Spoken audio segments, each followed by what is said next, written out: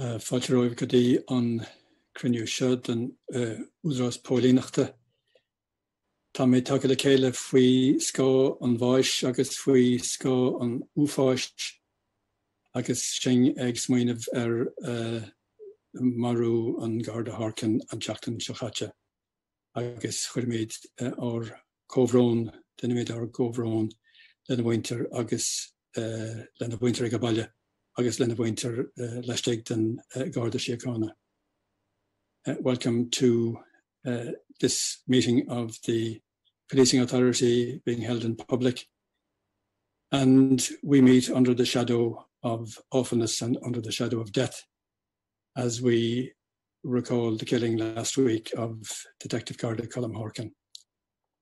And as a mark of respect to the late Garda Harkin, we will begin with a few moments of silence.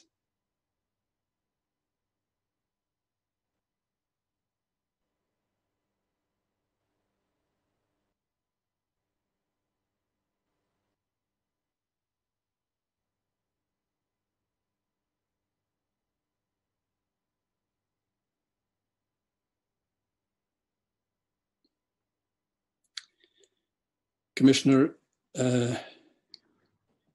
it's right that we should begin this meeting with a renewal of the expression of shock, dismay and horror that the authority expressed last week upon hearing of the death of Garda Harkin.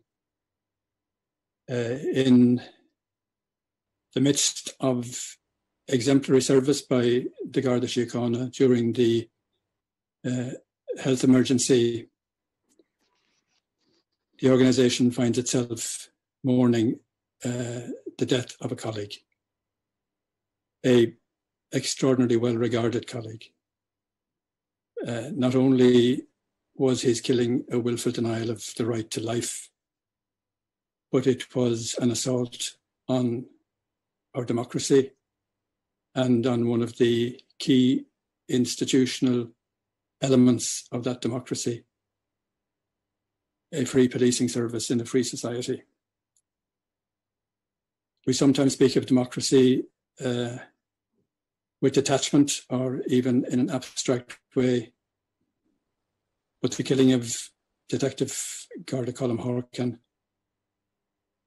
speaks to us about the essential role that the Garda Síochána plays in protecting citizens and in guaranteeing their capacity to live their lives freely and exercise their rights within a democratic framework. And it is important that we remember that members of the Garda Síochána go willingly into the barn of wheel, into the gap of danger, so that the rest of us can live our lives as we would wish to live them. And we extend again to Garda Harkin's family our deepest sympathies, to the community in which he worked and the community from which he came, and to you, Commissioner, and your senior colleagues, and through you to everybody in the Garda Síochána at this very difficult and troubling and sad time, but a time in which the solidarity of the organisation and the close links between the Garda Síochána and the community were once again amply demonstrated in the expressions of sympathy and grief at Garda Harkin's death. Thank you very much, Bob. If I could just thank you firstly for your comments, but secondly also for a moment of silence. And you're correct in that Colm Harkin was an exemplar of all we would expect from a member of Garda Síochána. Organisation, obviously, our thoughts still remain very much with his family and with his close colleagues in Castlereagh. We, as an organisation, continue to do what we can to support his family, but we have also done all we can to support his colleagues. Our own employee support officers are still deployed to Castlereagh and indeed to County Mayo to provide ongoing support to his colleagues. There is a person charged, so obviously that limits very much what can be said. There is a very active investigation ongoing. We wish to present all the evidence we can to the DPP, and that's a real priority for us. So that investigation is active and ongoing. National detective units have been intimately involved in the investigation right from the morning, and took very solid action in respect of interviewing of witnesses, interviewing of the suspect, but also examination of the scene. And I also have to highlight the actions of the two uniformed Gardaí who responded to the events really as they unfolded and acted with great professionalism and indeed courage in their actions in an arrest in the very early hours of Thursday morning. This has been a traumatic incident for the organisation. All of us were very much shocked and saddened at what's happened. As we come to terms with that, we can focus on what our role is in terms of the investigation, but what our role is wider in terms of good citizenship and our responsibility to go on to protect the rest of society as well. But as I said at the start, our thoughts are very much with the wider Horkin family and how we can support them in the weeks, months, and indeed years to come.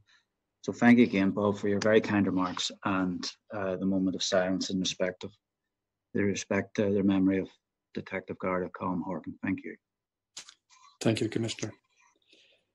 And to move to a happier tone, can I say a warm word of welcome to Assistant Commissioner Paula Hillman, who is attending her first meeting of the authority in her new capacity. Congratulations again, and every good wish in your career with the Garda Síochána, and look forward to having numerous engagements with you in the months and years to come. Thank you very much. Thank you for the warm welcome. Thank you. You're very welcome. Without, as they say, further ado, we'll move on to the business of the meeting. And the first item is the Commissioner's monthly report. And Dr. Deborah Donnelly, Debbie, is going to open on that theme. Debbie. Okay, thank you very much, Chair, and good afternoon, Commissioner and colleagues. Just a few questions on your monthly report, and then I'm going to pass on to my colleague, Pat Costello, who will cover some of the other issues. First of all, again, congratulations to Garda Síochána on the successes that you have organised crime in this last month. It's very impressive, and particularly in the context of the policing of COVID. And that brings me to some of the questions, and one of them is around the sickness absence. I noticed with that for the second month in a row, the level of sickness absence has dropped, both for officers and for Garda staff. And I wondered if you had wanted to comment on that trend. Well, obviously the trend's very welcome. I might bring Joe in here as well, but I do think that the emergency system that we've brought in place of the original 5-unit shift system, the members who have been working that, and that's been the majority of members, have found that a good deal easier on them in terms of both health, but also then just consequential family arrangements, be it looking after child minding arrangements, or indeed looking after other relatives who need their care and attention. It seems to have taken considerable strain away from people, because the last system seems to have been difficult, and certainly that's been what I've been told, and I think all my colleagues on the senior team have been told the same, how much easier their personal lives have been have been, and also that the shift system as it is seems to be less debilitating in terms of just fatigue. Now, it's not without its downsides, but certainly there's been unanticipated advantages as well, and one of that's been around sickness. I'd also say as well, I think there's a piece in respect of general morale of the organisation. There's been people have entered into this community policing emphasis, and that's really been the spearhead of how we've approached COVID-19 with great gusto, and actually then have enjoyed the very positive relationships and feedback that they've had in respect of what they've achieved. And I have received and hear literally hundreds of messages, be it emails, notes, or cards of thanks for particular individuals up and down the country, and the assistance that they've provided to and who've been in some form of need or some part of piece of vulnerability through the COVID-19 situation. So there's been a big collective response. It's been very positive, in effect, for Garda Síochána, and a lot of that has been based on what they've seen themselves, they've achieved, and the feedback they've received. But perhaps Joe is there something more, Joe, then, in terms of just the analysis of this, please? Thanks, Commissioner.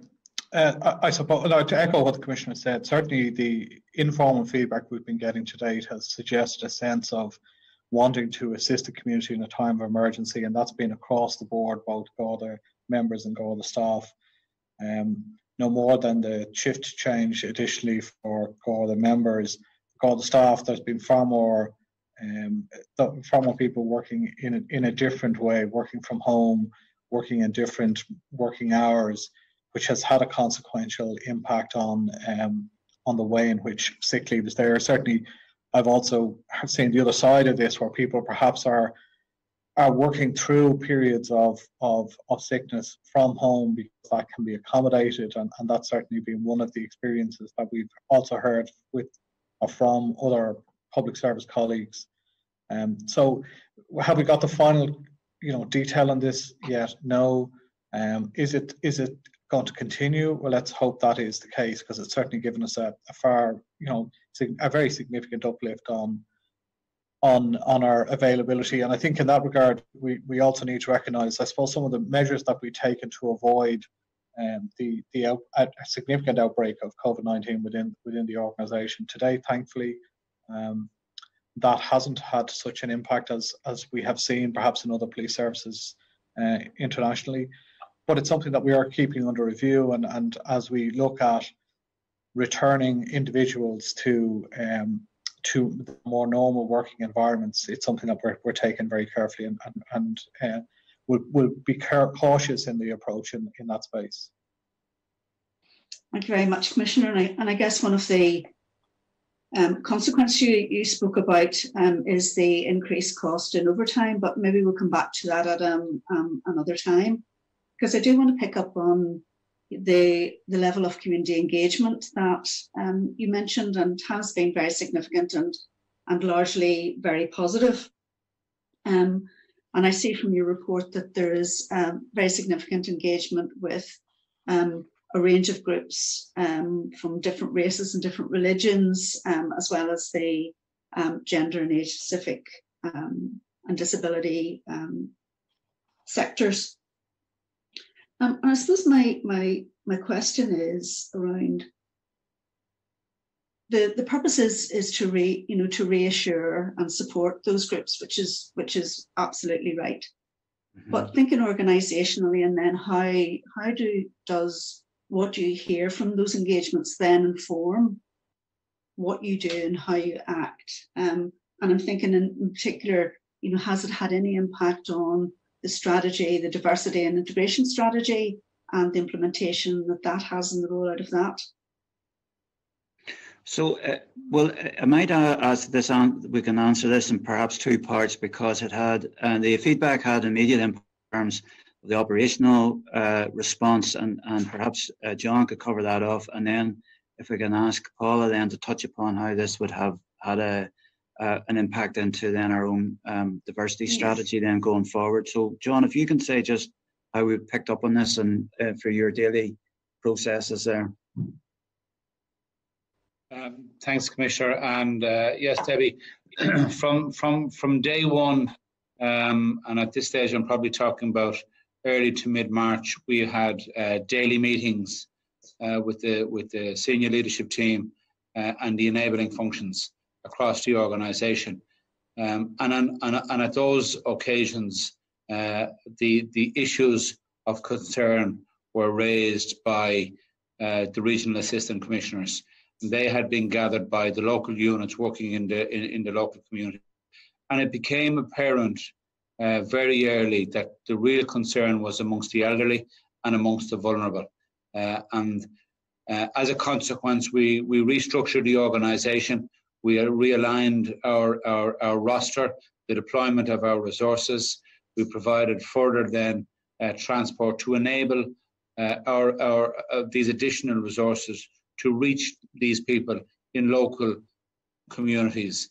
And as a consequence of that, we had a very specific approach to ensure that we were available to each and all of these organisations and to each of these local groups. And it was done directly with the individuals, with individual people, but also then through local groups throughout the country in all of these communities. So that feedback continued to flow on a daily basis, and we continue then to adapt and to change our approach according as our information was updated.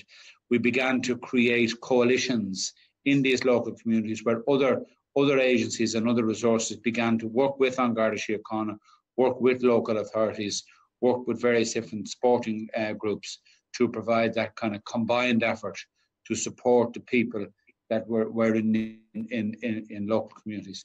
So it fed very much into our daily deployment strategy.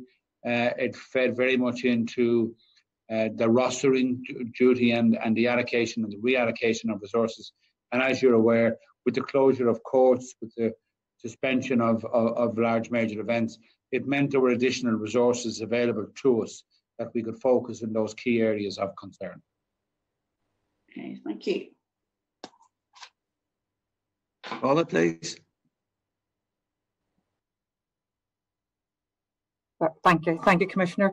Yes, just to follow on from that then, with responsibility for the diversity and integration strategy, the national unit that I have responsibility for is very much about engaging with the more national groups and getting that feedback and then disseminating that down through the regions and divisions and support of local networks. So we're continuing to do that.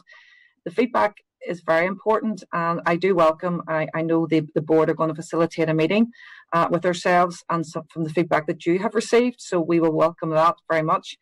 And we've also asked our colleagues out in the regions for feedback on what worked well for them so that we can capture that to share that good practice internally across our organisation. And the feedback will be used really primarily in three ways. Firstly, in the completion of the role profile for what diversity officers will do. We currently have them, but actually want to have a clear role profile, which is an equal balance about how they can support victims of hate crime and also their engagement role in local divisions as well. So we'll use it for that. Secondly, in relation to those local engagement plans as well, and for those perhaps harder to reach groups or groups who haven't been engaging with us, we will use it to reach out to them. And finally, in relation to our training programme, which is part of the diversity strategy, that feedback will be vitally important. We're looking at developing both then a very bespoke, the higher level training for the diversity officers themselves, and then a general programme for our regular community policing teams and other officers and members and staff across An Garda Síochána. So for all three of those areas, role profiles, engagement plans and training, we will be using the feedback will help shape what they look like. That's great and very comprehensive, and thank you very much. And we do look forward to that further development of that and see and sort of witness just how that feedback from communities can influence how your policy and operations operate. And Assistant Commissioner Hillman mentioned hate crime, and we know that there is an under-reporting and an under recording probably of what hate crime is. And I note that in relation to the way in which you're developing data within Garda Síochána, that there's been some engagement with the Central Statistics Office on recording ethnicity. And I wondered if you could provide an update on, you or maybe Joe could provide an update on where we are with that, because clearly it's really an important piece of information for you as an organisation to understand that interaction with the different communities. Thank you. Well, just before I bring in Joe, the recording of ethnicity is to be discussed at our Strategic Human Rights Advisory Group. There is specific advice that we've received in respect of recording ethnicity, and I think it needs to be subject of discussion at that group, and so that we actually know and are certain of the legal basis on which we are recording ethnicity. I have forwarded the Pulse update that we intend to introduce in the autumn, and that significantly increases the prominence of hate crime within Pulse and in Pulse incidents, and then the various elements of hate crime are then recorded in race as a motivator, or ethnicity as a motivator, but then actual ethnicity, the actual ethnicity beyond that. We need to take further advice on this, and I think this is a policy issue as much for the departments, not just the Department of Justice, but it is a policy issue for government, because ethnicity doesn't just cut across the services we provide, perhaps cuts across the services that overall government are provided with. So something that obviously was raised around the policing of COVID-19, and it is and it remains very much a live issue for us, but we do need to find our way through the various thickets, particularly of GDPR and what we're allowed and not and are not allowed then to collect in terms of information in respect of individuals. Joe, can you report further just on that, please? So to pick up what the Commissioner said, we certainly have had conversations, legal have had conversations with the Department and indeed with the Attorney General's Office around the legal basis for the retention and the use of information in that area. And that's a piece of work that's ongoing. The initial indications are that there are challenges in this space, and as the Commissioner said, there's a broad public policy piece around this in a broader sense as well, in terms of the diversity of our organisation and the recruitment into our organisation. We have, we use Public Appointment Service to assist us in that regard, and they do take in certain information. It's self-declaration, so it's not tested, firstly. Secondly, then we don't have huge access to all of the information that we would ideally like, but we have been engaged with PASS and their diversity approach to assist us to get more information in time. I think that's still a little bit off in terms of that, Debbie, but we can report back perhaps at the end of the summer on what that engagement has delivered. Yeah, Joe, thank you very much. That would be very helpful, and especially in the context of that equality survey that the Central Statistics Office published last year, where around about 22% of people from ethnic minorities felt that they were discriminated in relation to public services, not just in relation to policing. But I think that conversation is to be very welcomed. Okay, thank you very much. I'm maybe pass you on over to Pat now. Thank you. Thanks very much. Thanks, Debbie. Commissioner, first of all, thanks very much for the comprehensive report. I would say it's a 42-page report, so I appreciate the amount of work that goes into compiling that. And like Debbie, just to acknowledge and congratulate you and your colleagues and all the great work, all the successes which are contained in the report. And we obviously want time to go through all of them. But a few points I want to cover. Maybe the normal one, I suppose, wouldn't be right if we didn't talk about money. And maybe just one point on that. We do note the underspend in capital of 16.8 million. And I suppose now your capital budget is not that big anyway. And it's very, very important, you know, that money, that you get it and that you spend it. So I presume that is across such things as ICT, estate and fleet. Is it spread evenly across that? And maybe then the second question, will the capital projects be completed in any case? In other words, will you catch up on the spend and get what you intended to do in 2020 in capital improvements in line with the budget? Could I ask Joe to come in? I think whenever you take a snapshot at a date in the year, it can be deceptive. We have invested considerable capital in terms of COVID-19 policing, in terms of the purchase of vehicles, but also 3 million was spent, for instance, in upgrading ICT to increase mobility, but also working from home facilities and software availability as well. So there overall, there will be considerable pressure within the capital budget for the year. But I'll let Joe give the explanation as to why we're showing the figures we are at the moment, as opposed to what our end of year position might be. Joe. Well, as you identified, Pat, I mean, in the capital spend, we have had, if we take the estate area, there's obviously been a major stop on building projects, and indeed our major project in Military Road has only relatively recently started up again, which has, as a consequence, resulted in slower requests for payment coming through, because they're on the estate side, they are obviously built around specific milestone achievement. So from that point of view, some of those milestones have not yet been achieved, but will progress over the course of the rest of the year. In terms of ICT, we made some decisions to pause certain rollout of projects. They are obviously beginning to commence again. As the Commissioner said, the capital spend then has been focused elsewhere. So we did have some additional vehicle purchase over the course of the year, which will eat into the overarching available amount that's there for us. The net figure, as it looks at the moment, is still going to show, without some assistance, and perhaps even without some direct further savings, we'll be under huge pressure to balance our books this year.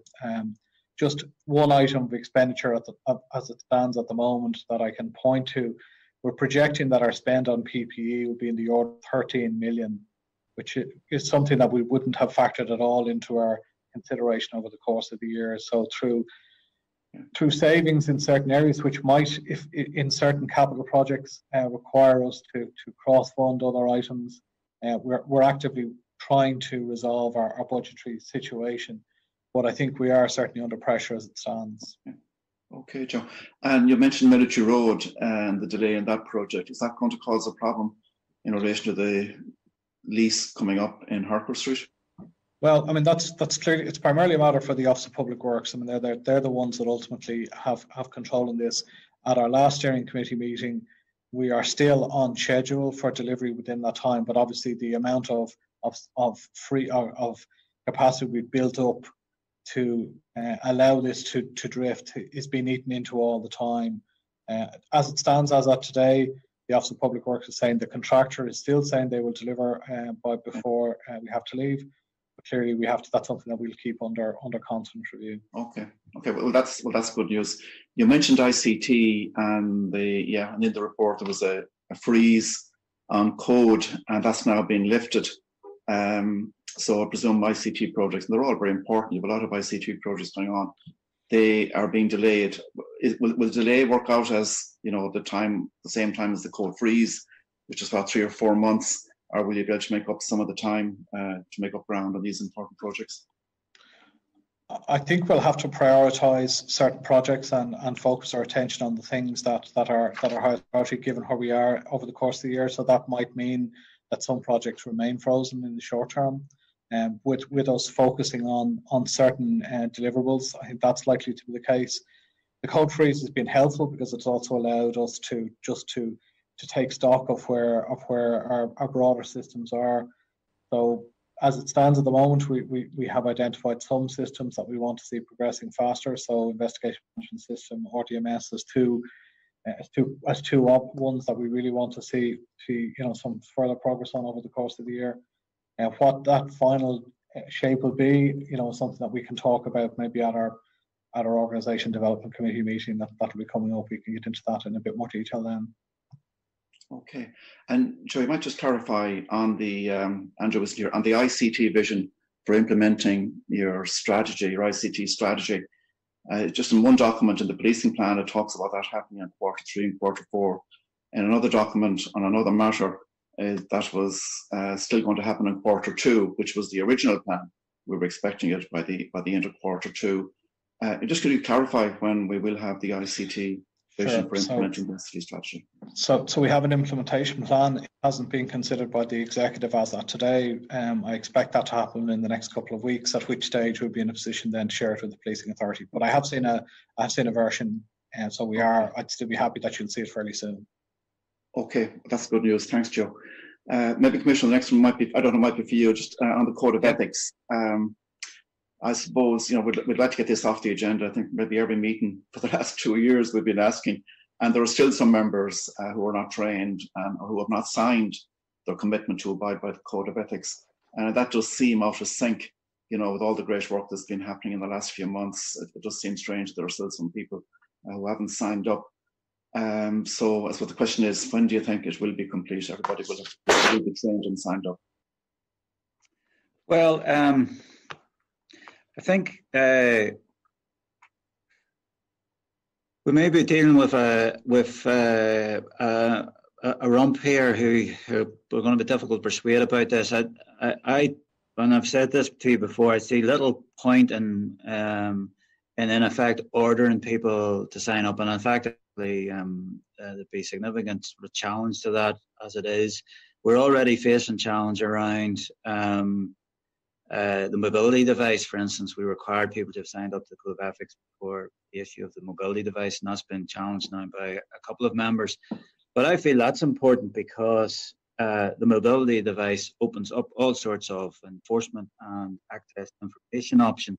And if one is going to be issued with this, then it has to be clear that you understand and signed up to the Code of Ethics. So, and also then, we've very much narrowed the ground in which an individual can stand, because before you can be considered for really anything, you have to have signed up to the Code of Ethics. So even when we'll talk later on about public order, well, anybody who's engaged in public order policing need to have signed up to the Code of Ethics, and indeed promotion, specialist units, etc.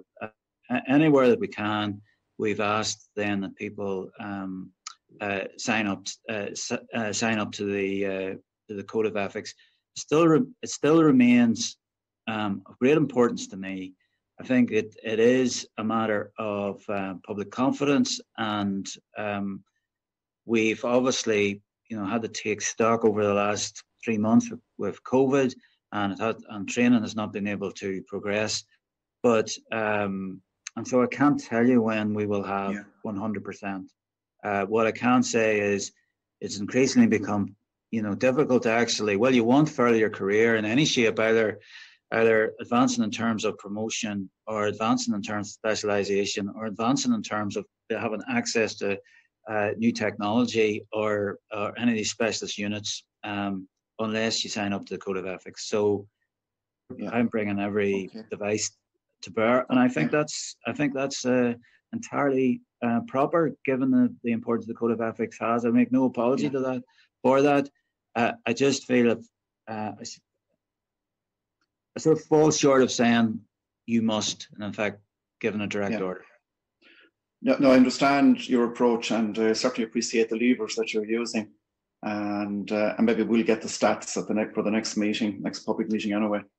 Yes. But maybe with the thought, is maybe there's a question that needs to be asked of the people who aren't signing. Are they in the right organisation? If you're not willing to sign a Code of Ethics. So maybe I'll leave you with that thought. Maybe move on to culture. and it was very nice to see your comments about Newsbeat, the article that somebody wrote in Newsbeat, explaining to your members and staff about the positive actions that have been taken to have a positive impact on culture change. And you say you got a positive feedback from members on that. And maybe you just want to highlight some of the changes that you communicated to members in Newsbeat, what you were talking about. Well, I think that the approach taken here was pretty much in terms of the original cultural audit, you know, so you said and we responded, so you said and we did.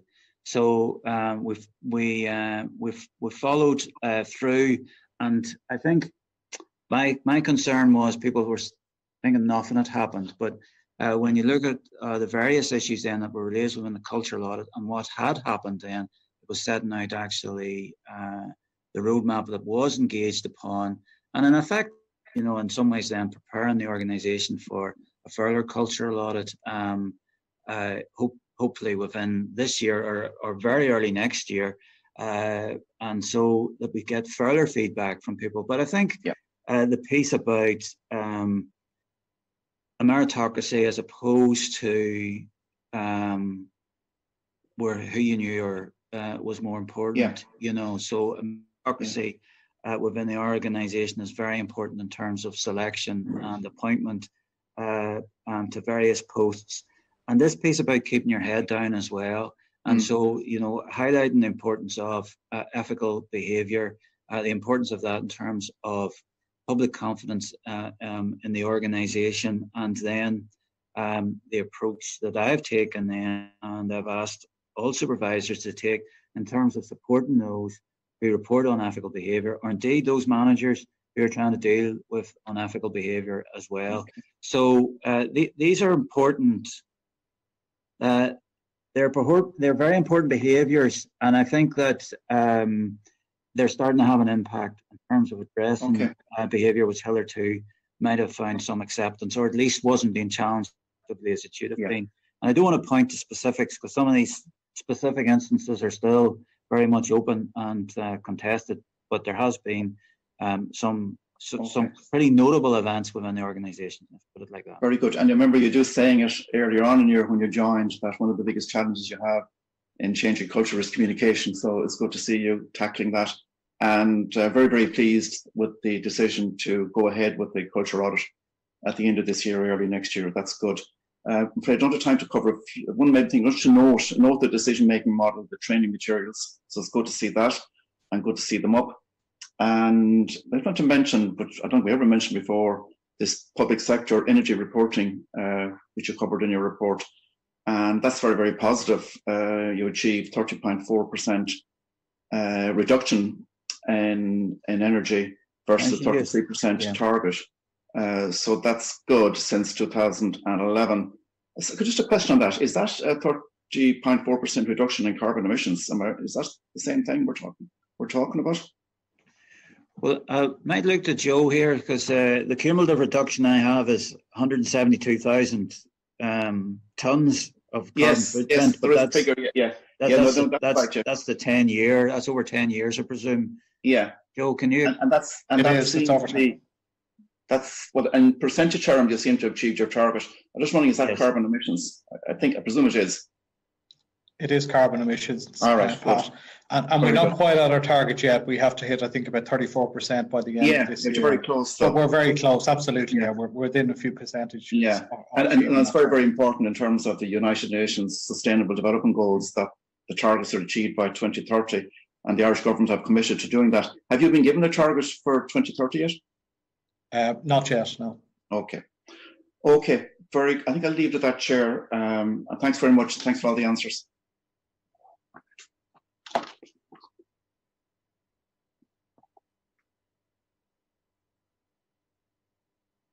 Bob, you're muted. I know. It's a deliberate policy on somebody's part.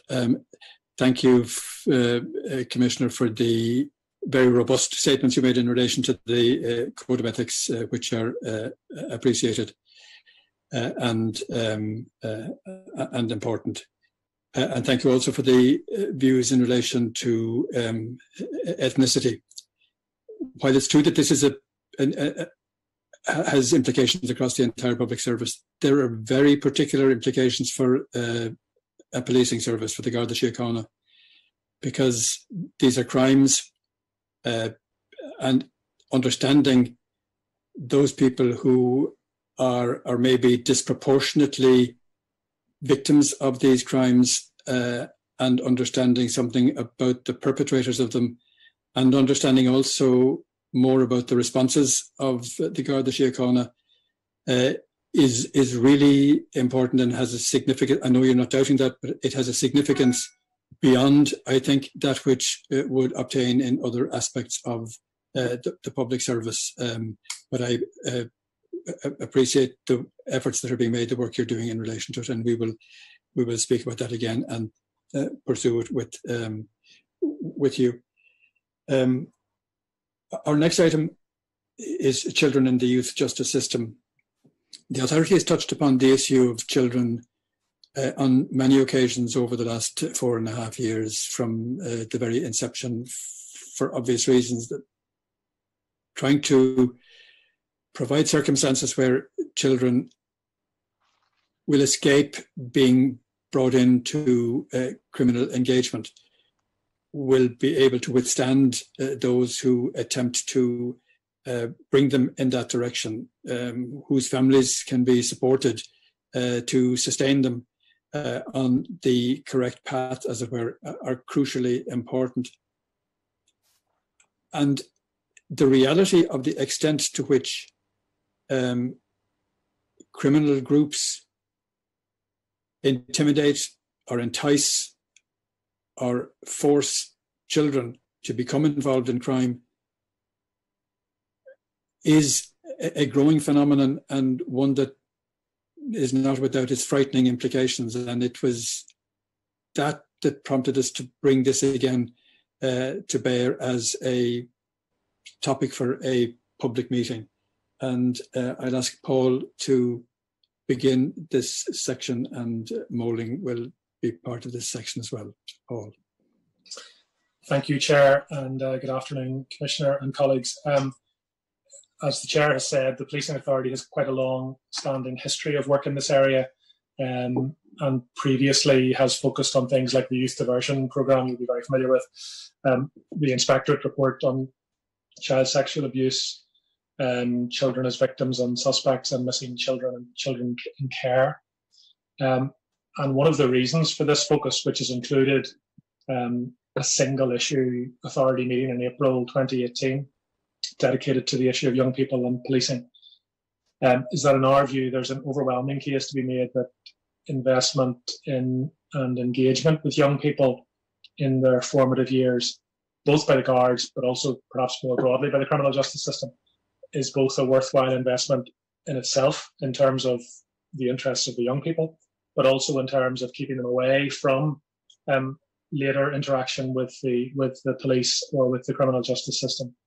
And that has, of course, lots of societal benefits, potential reduction in crime and antisocial behaviour, and, of course, potential savings in terms of the financial resources of the state further down the line. So it seems to us to be an issue of self-evident strategic importance to the guards, should be to the guards, and I'm sure it is, but also to society in general. And it's in that context that we revisit this today, as the Chair has said. And you'll be aware, Commissioner, that over the last few months during the pandemic, the authority's staff has been conducting quite extensive outreach to all sorts of communities across the country, but particularly focused on those who are vulnerable and marginalised. And those communities have stressed to us the importance of the relationship between young people and the guards. And there's been some very good evidence of Garda engagement, but also some reports that have caused us some concern. And that's particularly, I suppose, with regards to certain cohorts of children, specifically children perhaps from working class areas, traveller children, migrant children, and children who have either previously offended or whose families have been involved in criminal activity. And it seems those children can have a lack of trust in Garda Síochána to police them fairly and without discrimination. And examples that were given to us included a lack of respect reflected in the language and the tone used in relation to those young people, and a sense of disproportionate policing in terms of, for example, stop and search. So my first question is, how do you account for that stated lack of trust or that perception? And do you believe that there's any basis for it?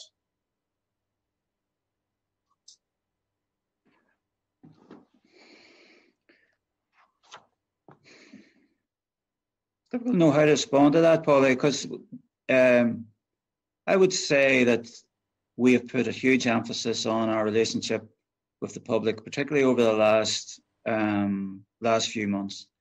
A lot of what we have sought to do has been in terms of the engagement and explanation, as opposed to taking a heavy profile in respect of enforcement. But at the same time, and even in terms of one of the groups you mentioned there, the Traveller group, been huge effort in terms of maintaining and building a relationship, or building on them, maintaining a relationship with traveller communities, just the particular circumstances that they found themselves in during the COVID-19 crisis. At the same time, if that's what's being fed back to yourselves, then that's a moment for pause for us, and then pause into reflection and see what else then that we should be doing or need to do. I would point out to our very active community policing, but also then our very active members who engage at a local level around the youth diversion programme. And I know that they have provided a lot of support to families who they've been in contact with, and this is ongoing work for them. Wasn't made easy for them because some of them were drawn into the response to the policing work in response to COVID-19. But I do know that our youth diversion officers who've been engaged locally have kept contact with families and have assisted in terms of difficult circumstances that they might have found themselves in. And when we talked about reaching out to those who were vulnerable, we ourselves did not just mean those who had to, in effect, cocoon during this period, but also those who found themselves in difficult situations around, be it family members, etc. So, but there is obviously there's obviously feedback for us to look at and then see how we respond to that, because obviously we've missed the target in some places if that's what's being reported to you. Well, I think it's important to stress, as I did, I think in the opening remarks, that there were lots of positive reports, and some of those did come from communities that would be seen as vulnerable or marginalised. And I think some of this reporting around, particularly the relationship with young people, was not specifically perhaps focused on the last few months during the lockdown, but in fact reflected a longer term issue. So I suppose it's in that context that some of these comments were made. And I suppose from our point of view, one of the issues that we wanted to raise with you as well was in relation to the data that the guards have in relation to their interactions with children, both as victims and suspects. I mean, would you be confident about, for instance, things like the number of children that would have been arrested in a given year, how many were interviewed, how many were subject to stop and search, etc.? Well, not today, and have been given comprehensive data actually in terms of both children who've suffered as a victim and those actually then who've been treated as suspects by ourselves, and the various offending types as well, and indeed the changes there's been over the last 12 months, particularly in the last 3 months in terms of COVID-19. So that data is drawn from Pulse, and that is drawn from the age fields within Pulse. So that I would have thought that data is accurate, and given also then the concentration that we've had on the youth diversion scheme, and the changes that we've made again to Pulse in respect of that. Again, I have no doubt, no issues or doubts in respect of any of this data to me. And if there is a doubt around data, in fairness, analysts will raise that as an issue. Okay, and well, taking that a step further, perhaps looking specifically about the issue of stop and search, which of course can have a disproportionate impact on young people. We had figures from, I'm taking these as an example, from 2016, which indicated that 8,111 children or young people between the ages of 5 and 17 were stopped and searched. Now, I know that's going back a few years, but even if we were to take the latest data that you would have now, would you be able to provide, or would the guards be able to provide answers to, for instance, questions like how many of those interactions with the young people led to items being seized, how many led to arrests, or how many led to charges? I'm not asking you to provide them now, but would the capacity be in the system to provide us with that information, or provide you? So the stop and search is then leading to a policing outcome beyond just the stop and search. Well, if we have, for instance, in a given year, 8,000 odd stop and searches, would you be able to then tell us, well, where did those lead to, if anywhere? Were items seized during those interactions? Did they lead to arrests, and did they lead to charges? Okay, well, if I might look to my colleagues, see if there's an immediate answer to that, or if we will have to respond later. John or Anne-Marie? I probably, Paula, would be best maybe to come back to you on that. The information is there, how readily available it is to construct it in the format that you so require. It's just something we'll have to have another look at in a little bit more detail. So I suggest, or probably feel that it's best, rather than giving an answer now, maybe to reflect on that detail and come back to you at a later stage. Sure. I mean, no, I understand that, and I suppose what we're getting at with some of these questions is really, I suppose, what we would like to see eventually is, and I think probably it's an appropriate matter for yourselves as the senior leadership team to be interrogating some of this information to determine whether or not you're satisfied that the use of these powers is proportionate and effective.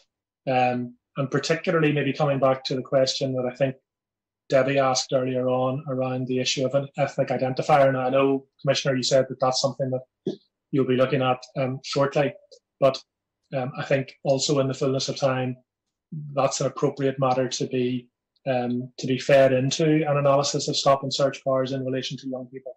And many of them were from an ethnic background, etc. And is there any difference in terms of the outcome of the stop and search for those young people?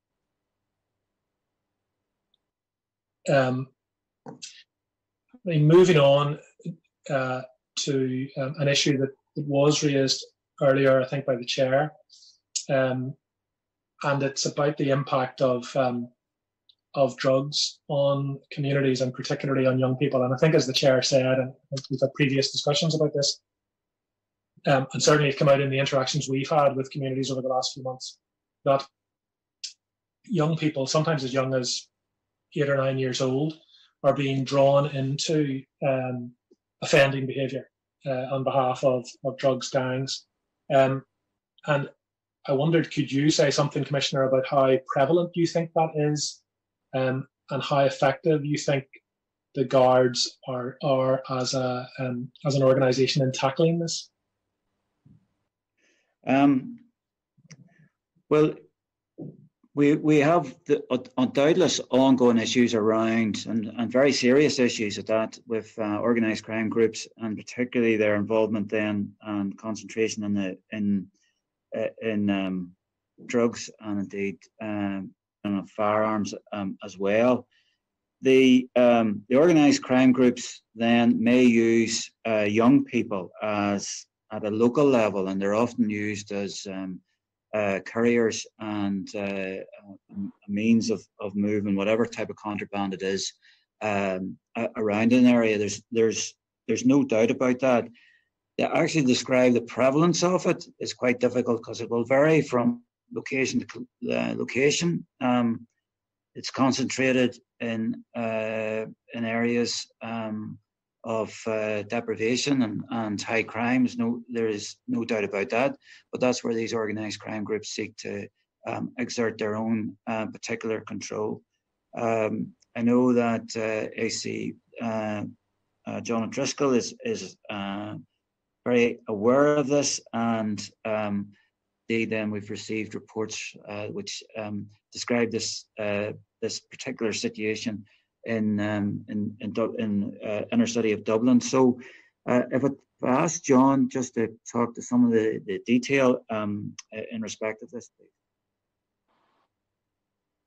Okay, thank you. And perhaps I could address a number of issues. Having policed in the north inner city of Dublin for many years at one level, and now to be dealing with organised crime at the level that my region deals with, I have various perspectives on it. And first of all, in relation to Paul's earlier comments, where there's a negative attitude in relation to the guards, the Garda Síochána in particular areas, I would suspect that maybe if you were to ask those people about their attitude towards the state in general and other aspects of the state, you'd see a similar approach. And it's where people have lost faith in the whole system as such, government system. And it's not just, you can't just take the Garda Síochána or an attitude towards the Garda Síochána in isolation. In relation to drug searches and the number of searches where maybe there is a negative outcome, it's also necessary to be aware of, to take into account, well, was the person searched a person who actually we can show is a person who at other times has possession of drugs, maybe has convictions in relation to drugs, and is known to use drugs or has been proven to use drugs, because it is very difficult to find drugs at any given time. But that is the basis of the suspicion that the person is involved in drugs selling or use. But in relation to tackling drugs in society, obviously within my remit, even say the Drugs and Garda National Drugs and Organised Crime Bureau, where we target those organised crime groups that are at a certain level, and we don't see any great sign of young people involved in those notorious crime groups that engage in threat to life incidents and at the upper end of the scale. But also within that bureau, there is a section dedicated to, in fact, headed by a superintendent, whose function is to ensure implementation of the National Drug Strategy, which was published in 2017 and which runs to 2025. And one of the actions in that National Drug Strategy relates to drugs intimidation. And from our perspective, we meet on a regular basis with non-governmental organisations that have an interest in this area, such as the Family Support Network. But within our own organisation, we have an inspector appointed in each division who has responsibility in relation to tackling drugs intimidation. And I'd say about 1 month before the COVID pandemic hit, I met all of those inspectors together in a meeting room here in Dublin, where I addressed them along with people who are for many years involved in the Family Support Network. And we spoke about how drugs intimidation is impacting on communities and how we can encourage people to report that sort of activity and to provide assurance that we will tackle that sort of criminal behaviour where it is reported to us or where we otherwise discover it. So I have spoken to that group on a number of occasions, and that network of inspectors are on a continuous basis monitoring within each Garda Síochána division the extent to which drugs intimidation is taking place. And that very much involves, where young people who are encouraged to use drugs, who then incur death, are being intimidated in terms of attempting to get them to repay the debt involved.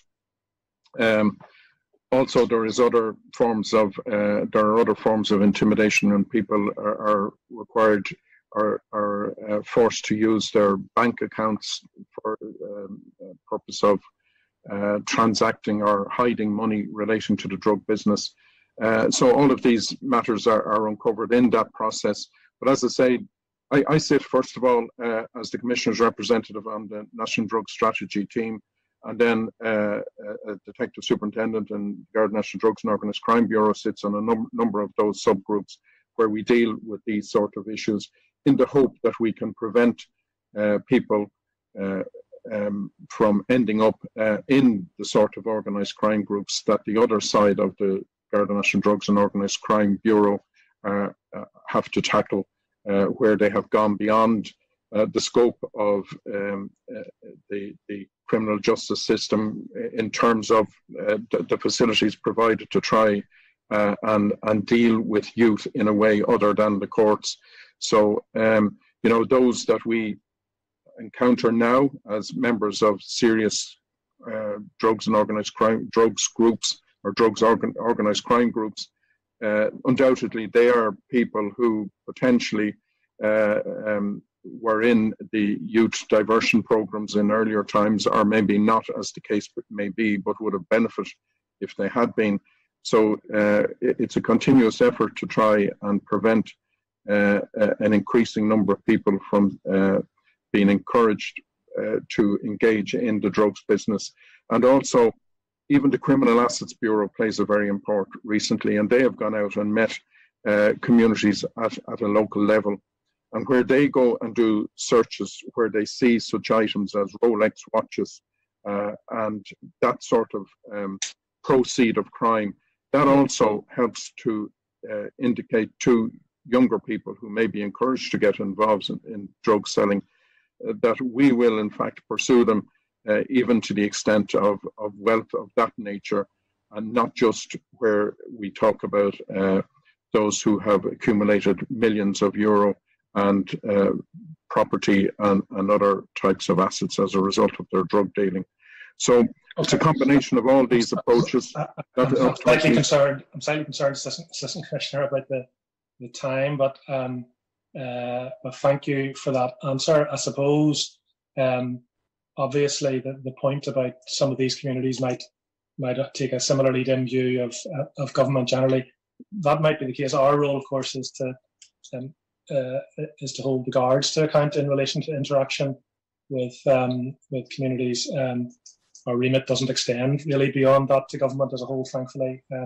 I think that the point, in fact, that has been made by, certainly over the last few months, is that in relation to this issue specifically, is that some of these communities are in need of and crying out for effective policing around some of these issues. It's clearly very difficult and very complex, as you've indicated in your answer. But one of the issues that was regularly raised was for the need for community policing. We've touched on that earlier, but there was a sense that community policing did not have the status that other elements of policing have. Now, I'm not sure if that's true, but that was the perception that was reflected back. Well, if I do come in at that point, like we have. We've worked hard to make sure the community policing does have the same prominence, and in fact, actually, I think the thing we've consistently said that is that we're a community-based organisation. We provide a community policing service as well. I think we've evidenced that in terms of our most recent approach, and now it's a question and the responsibility that has fallen to me and others then to protect that going forward. One means of protecting that is actually make sure that we can stay within our core responsibilities. Like a lot of the stuff which is drawn us off building relationships through community policing is the amount of other ancillary tasks which have been placed upon us. Some of those have been lifted because of COVID-19 and certain things aren't happening. and that has given us a real opportunity. It just isn't down to 12-hour shifts. It's actually, we've been freed up from a lot of our non-core responsibilities. So we are very willing to build up relationships, build up community. At the same time, community policing actually needs to have a policing impact. And part of that policing impact is actually reducing the incidence of drug dealing, reducing the availability of drugs on the street, and reducing the influence of organised crime groups in particular areas. So neither is it a soft option for policing either, about having a policing impact which increases the well-being and has a positive outcome for an area. There's a fine balance in that, and in part you can find that fine balance in consultation with the community, and we would seek to do that. But we are, in the end, we are a police service, and community policing is in fact a form of policing. And within these areas, there's certainly organised crime groups who are a pernicious problem for police services, but they are an exceptionally heavy weight on their local community, and they hold down life expectation, they hold down education achievement, and they introduce people to crime, young people to crime, which is probably where we started, Paul. Yeah, absolutely. No, thank you for that, and I think that brings us back to the beginning of my questions. But maybe at this stage, if I pass over to Moline, I think we'll continue in this area.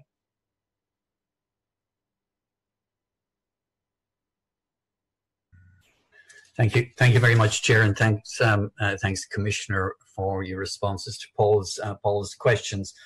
Obviously, I have a short period of time and a couple of areas to cover, so forgive me if I interrupt. It's not intended to be unmannerly. It's just a shortage of time. And my starting area is really the strategic approach that An Garda Síochána takes to the whole area of children, and children as a discrete cohort. I'm interested, for example, the extent to which children are addressed in strategies or in policies such as your community policy, a policing framework, or indeed in the diversity and integration strategy.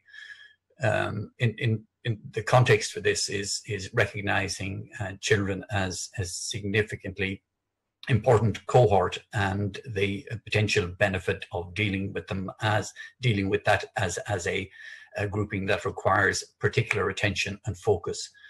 Is that an area of emphasis for you, an area of priority to see reflected in particular strategies? Well, I'd point to a number of areas. We just touched very briefly on our approach to diversion. I would also point to the emphasis we have on community policing, but also towards protecting children, the resources that we've put in place both in national units and in divisional units into protecting children from child abuse, from physical child abuse and sexual abuse, from child abuse online, and then the partnership work that we've undertaken then, both with partners here in Ireland, but internationally then to protect children as well. We have further investments that we want to make in our online child exploitation unit, and also then which is part of the National Protective Services Bureau, but also then in our Cybercrime Bureau. And it's a recognition then of the amount of child abuse images online. One of the startling and shocking statistics of this moment in time is that for the period of this year, 1st of March to 31st of May, we've seen a 26% increase in notifications of child abuse related material on social media platforms, and that's shocking statistic, but is also borne out internationally as well. So Ireland is not unique in this, but we're seeing this is a time of very considerable risk for children. I know then that Paula, with her national responsibilities, has particular focus on children, both in terms of youth diversion, but also then in terms of diversion and outreach. And I suppose if I ask Paula just to come in and talk specifically to what your National Bureau are working to, please, Paula. I'm particularly interested in, just before Paula comes in, I think that's a very impressive array of initiatives and approaches in terms of dealing with children. I'm interested then in terms of if you bring all of those together, consolidating or looking at all of them in their totality, do you feel that there's a sense of coherence across the entire array of those initiatives in terms of dealing with children as a whole? There's a whole series of them, and perhaps Paula is the one to respond. Do you feel, Paula, for example, that all of those initiatives are consolidated or pulled together in such a way that there is a coherence right across the entire country in terms of dealing with children? Thank you for that question, and I'll quickly do a quick summary of some of the work we're doing, and then I'll come back to your very specific question. Just really, as the Commissioner said, firstly about the Youth Diversion Office, and they on average get over 18,500 referrals annually. And it is important to say that even during this operating time, that they have looked about how they changed their operating practices. So, for example, having virtual meetings with families, telephone conversations where they would have normally done that face-to-face, but that was very appropriate to keep things progressing rather than their work being totally suspended. So we have tried to keep everything going as much as possible. I think that there's some of the other issues being raised about the data, which I think we've already tasked some work. The most up-to-date data we had in quite a substantial analytical document is 2017. So we've already tasked to that and look forward to being able to discuss that further when we see what the outcome of the up-to-date data is today and how that can help inform what we do. In terms of so that's the youth diversion. In terms of engagement, we do continue with the initiatives such as the late night leagues, which unfortunately they've had to be suspended, as has the teenager and Garda programme, which is Dublin based, and we do have our schools engagement. So they have been suspended somewhat because of the current operating environment. But what we have done is that the head of the Youth Diversion Bureau has engaged with the relevant departments about trying to engage with some additional preventative work online, and the Department of Justice and Equality have agreed to put some funding to that to try and continue to engage with our young people online, and then as restrictions start to decrease in a socially distanced appropriate environment. Particularly so that's what's going on in terms. Sorry. I'm particularly interested in that preventative work. You're quite right in terms of in terms of youth diversion comes after there've been offences committed. In the context of preventative work, the Commissioner has quite rightly identified the emphasis that you're placing on community policing.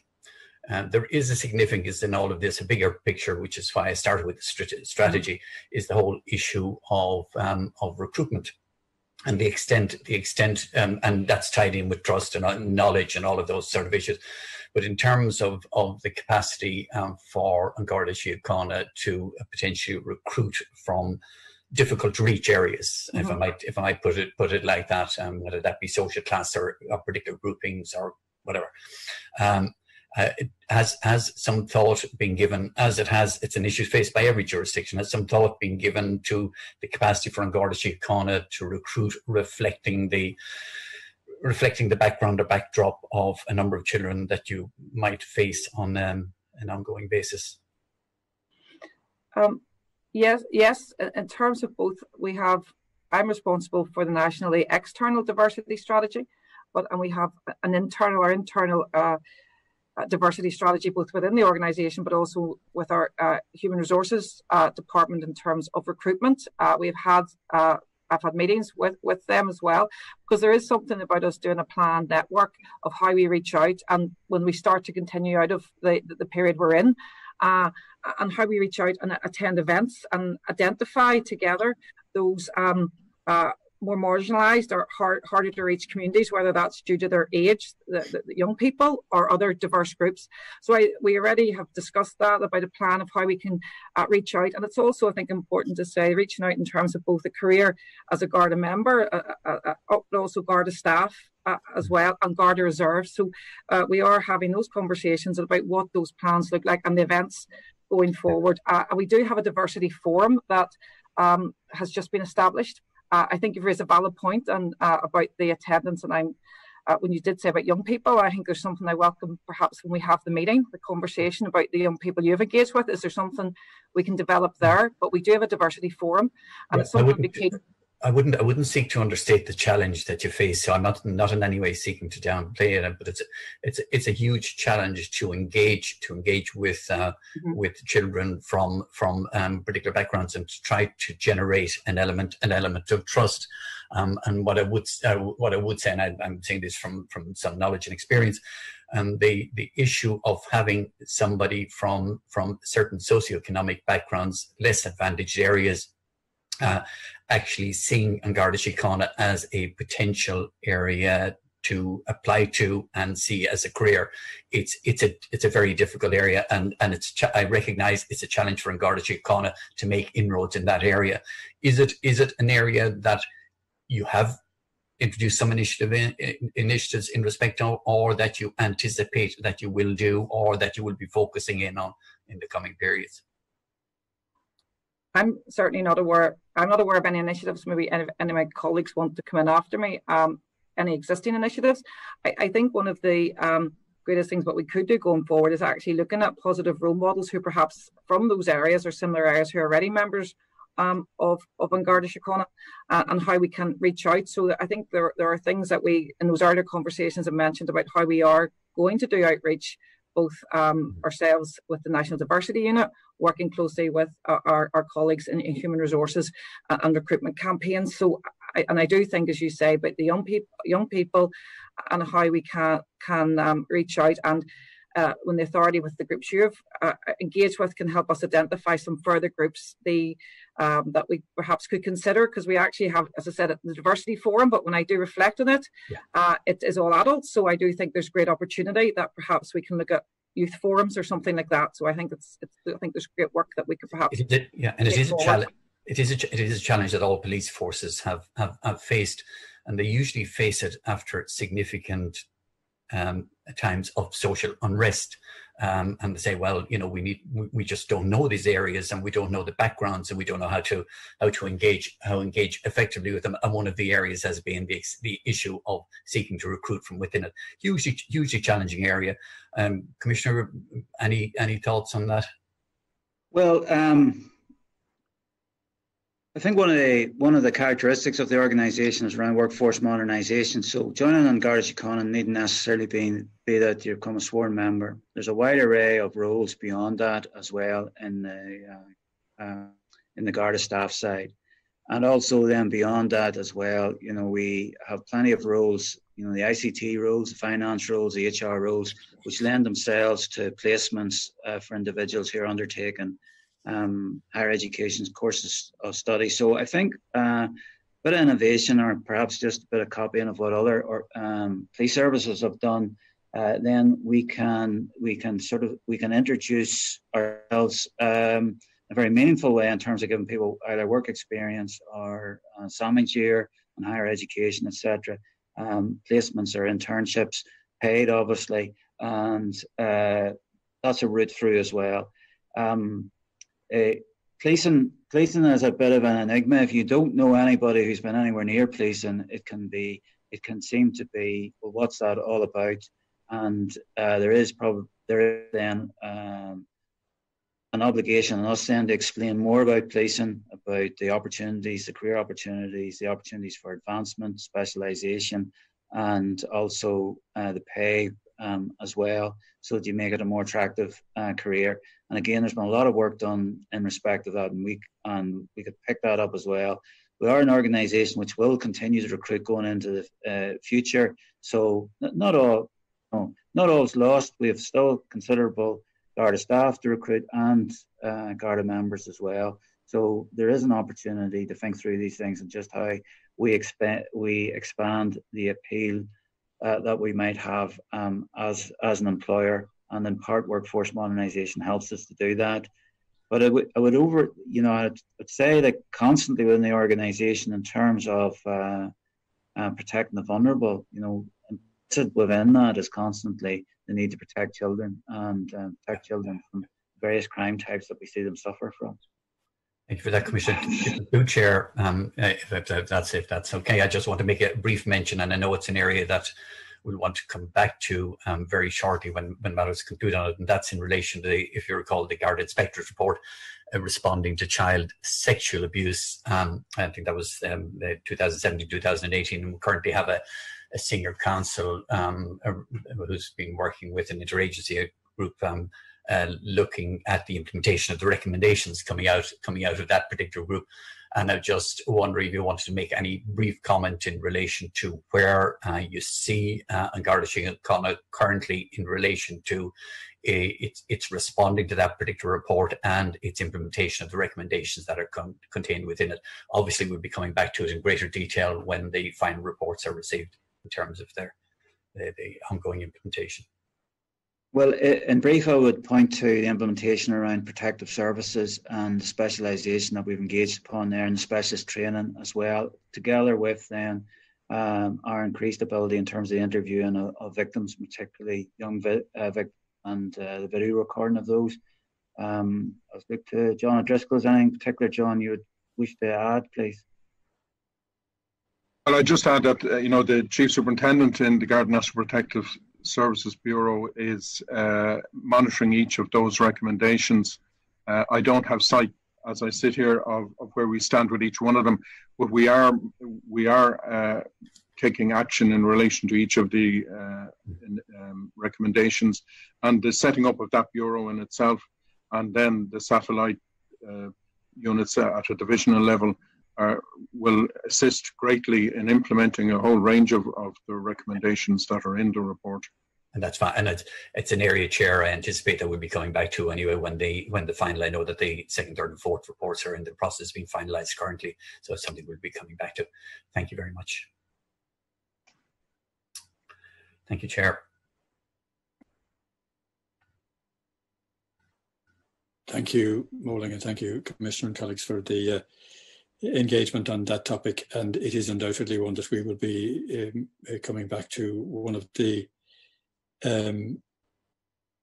persistently encouraging elements of the outreach work that the authority has done over the course of the last few months in the COVID context has been the underlining of the paramount importance of community policing and the potential that sustained, effective, enduring, in the sense of a constant presence of the same people, can have in communities and can have in presenting the Garda Síochána as that multifaceted organisation which people would want to be and could see themselves as being a part and recognise themselves. I think that's the challenge faces every organisation, but it has like most things, it has a particular significance when it comes to the Garda Síochána. Can we move on to the issue of that these last 3 or 4 months and the policing of COVID-19? And Vicky is going to open this section.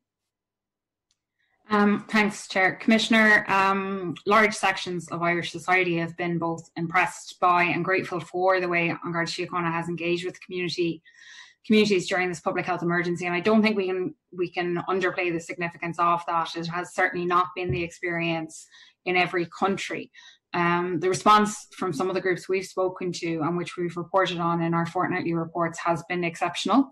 Groups commenting that it's the type of policing they've wanted for decades, that it's community policing as it used to be, that travellers are being treated like members of society, that victims of domestic violence are being reached out to. Now, a common theme in that feedback is that this hasn't actually been about additional resources, but it's been about tone and the nature of the interactions above all. And you spoke earlier about the concerted reallocation of resources, the changes to the roster and so on. But was this matter of tone a conscious decision? And are active conversations being had within the organisation about how something like that, which is kind of nebulous and less conducive to statistics, can be captured and emulated?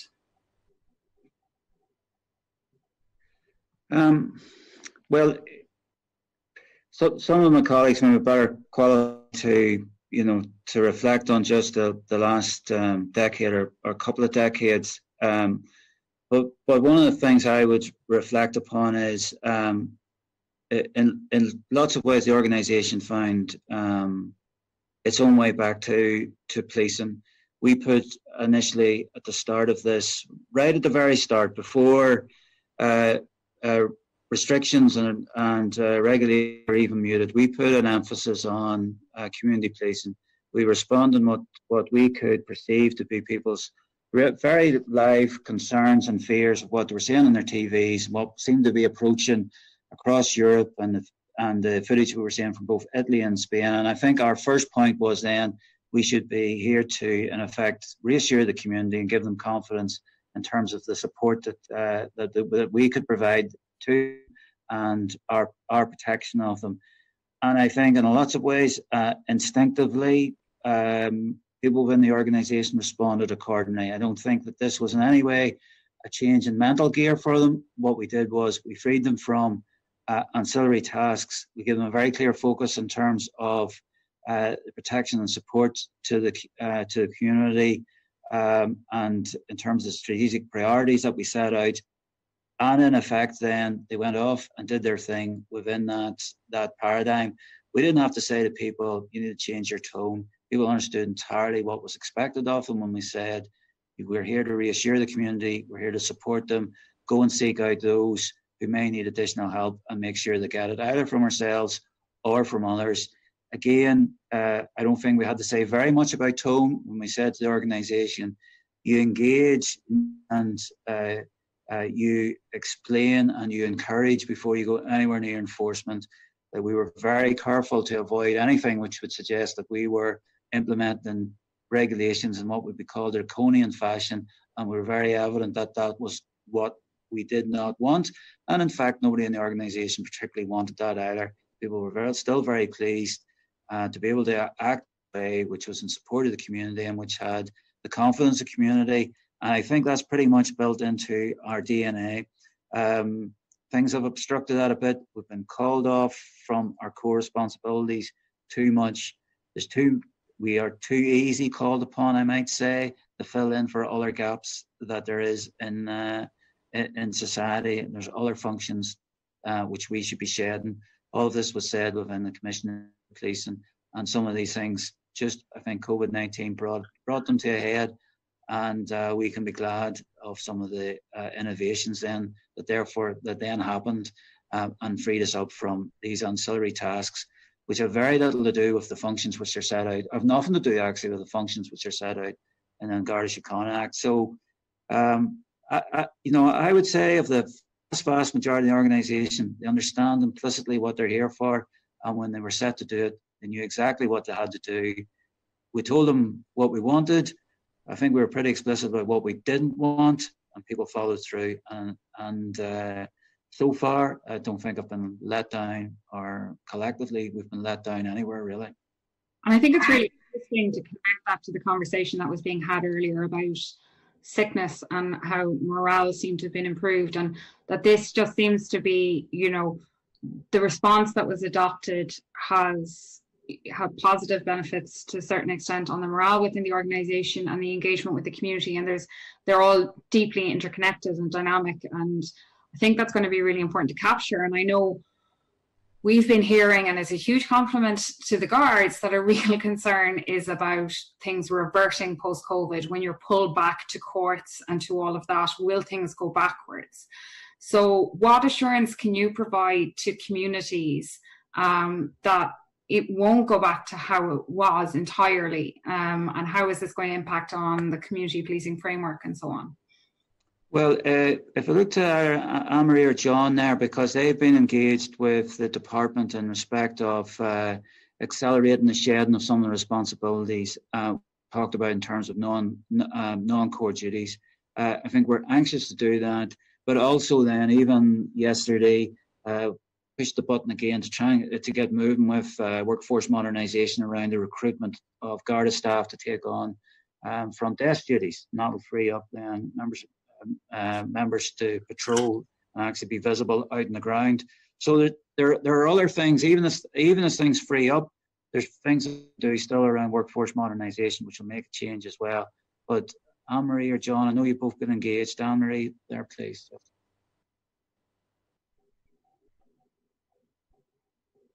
Okay, thanks, Commissioner.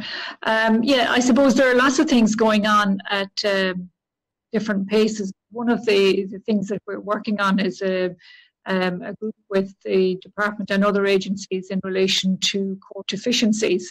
And there are many, I suppose, influencers and drivers for that. But from our perspective, one of the things it will do is reduce the amount of time that we spend in court. And that will feed into, I suppose, less time abstracted from our ordinary policing function and role. So that's a positive. Then on the more longer term, there's the divesting of the non-core duties. And that's a bigger piece of work and maybe a little bit more complicated because there's budgets and resources and somebody has to do this work. So that'll be a work in progress, albeit a little bit longer. But I suppose in general, as things get back to normal, there will be, I suppose, other policing demands that will require us to be taken away from the community policing role, albeit that each and every district and divisional officer in the country needs to maintain that. And it's about trying to manage that and trying to, at the same time, drive on and I suppose, reduce the amount of time that we are tied up in a whole lot of things that have really very little to do with policing per se. So I suppose the assurance that we can provide is that we're very focused on that. It's very much on our agenda, and the benefits that are to be gained and gleaned from a more visible presence in the community, you know, we cannot ignore that, and we see how the community have responded to that, and we want to retain that and do everything we can to do that. I think that's really important, and I think going forward things like the public attitude survey and having the data that shows, because in a way what COVID has done here is provide this moment to see what policing would be like done in a very different way, and I think, you know, you don't often get that opportunity to try that out, and that opportunity, it seems, is proving very positive for a lot of people, and I think anything that can be done to leverage to ensure that any duties that can be shed are shed, and it's not just about shedding, but about the appropriateness of who's doing what work. Is this how we want to use the policing resources that we have? But as has been indicated, not all groups we've spoken to have seen these benefits of yet or seen them consistently. So as Paul has mentioned, children and young people, particularly from working class communities, have felt somewhat over-policed. Sex workers have felt vulnerable. There's some evidence that coercive control is not always being viewed as a criminal issue. And particularly in the last number of days, we've seen broad concerns around sexual violence in Ireland emerging. And I'm not sure that this is any suggestion that things have got worse in those communities, more that they haven't felt the benefit that other communities have. So if anything, there is a need to spread that even more broadly, perhaps to reach into, and I think that's a really important phrase that one group we spoke to talked about, not hard to reach communities, but the guards have actually been reaching into communities. And I wonder if that's something that can be done more proactively in other spaces. So rather than waiting for people who suffered harm to come to you, for you to proactively engage with them. Well, we've seen the recent feedback about the prevalence of sexual assault on campus. And so Paula has previous experience in terms of campaigns to tackle that particular pernicious problem as well. So like we can bring that to bear, and then, you know, that's useful to know that the reported prevalence, and therefore then that's a problem that we need to address. And I think in part, that we need to have this information flow as well, and the reaching into communities gives you an insight that hitherto that you may not have, and community policing local areas about that. But we also need the, I suppose, the national response as well, so that we can coordinate and have an overall strategy around crime prevention and preventing harm. And it is the vulnerable who suffer most from crime, and we have to be constantly sort of seeking out who are the vulnerable of this moment, and who is susceptible to particular forms of crime. Okay, thank you. And we know there's been a lot of really positive commentary on the impact of Operation Fuishiv. I suppose we're wondering, are you intending to conduct a specific evaluation of the effectiveness of that operation? Well, I know it's been the subject of ongoing review, but if I look at John O'Driscoll again, because John's been faithfully reporting on this every week, or 3 times weekly nearly, but as we've been going through COVID-19. So we've been doing an analysis as the information has been coming in, and that's allowed us to respond. And indeed, Detective Chief Superintendent Declan Daly has been making recommendations for the organisation to act upon, and one of that has been around callbacks, and indeed callbacks retrospectively then to other victims. But John, if you want to come in there, please. Perhaps I could ask as well for some comment on how the domestic violence assessment tool is working. Well, first of all, obviously, like everyone else, we had to react to the COVID pandemic without knowing really how it was going to manifest itself. So one of the things we've done across a range of crimes, and that also applies to financial crime and other crimes, we have kept a close eye on other countries and countries that were affected before us. So it became clear in that context that domestic violence was going to be an issue. And then it was in that context that we set up Operation Fuishiv. And we have really been focused on constant monitoring ever since we launched that initiative. And as the Commissioner has said, I speak to the senior management team a number of times a week, and it's the first issue many days that we address. And I think what this operation has brought about is a change in approach which will go beyond this one particular initiative. So into the future, we have mechanisms for monitoring it more closely. IT have developed reporting mechanisms that help us all as a management team to keep a closer eye on the domestic abuse issue, to monitor how we're approaching it in terms of callbacks, and we see on a daily basis how that is operating, and we can see, for example, that we're nearly twice better than we were this time last year at making initial callbacks. But the operation itself has tackled domestic abuse from a number of perspectives. And we have had a specific focus within the operation of phase 2, as it's referred to, where we concentrated on outstanding court orders, relevant court orders issued under the Domestic Violence Act 2018. So into the future, that will give us a changed approach into dealing with the outstanding orders. We have learned lessons from it in terms of why orders were outstanding, why they weren't implemented or acted upon in as speedily as fashion as maybe we would desire.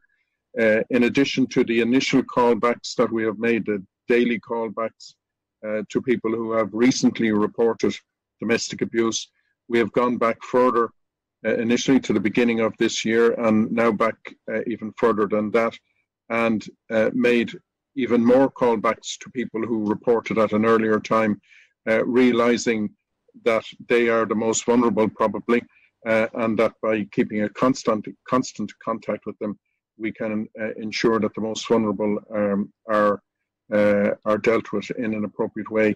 We have also engaged in a media campaign, and the media campaign is two-pronged really. First of all, it's to encourage the victims to come forward, but also it sends out, I believe, a very strong message to potential culprits and I think there may be hesitation in some cases among those who maybe have treated those that they have abused in a particular way, a hesitation to repeat that sort of activity in the way that they may have done so in the past.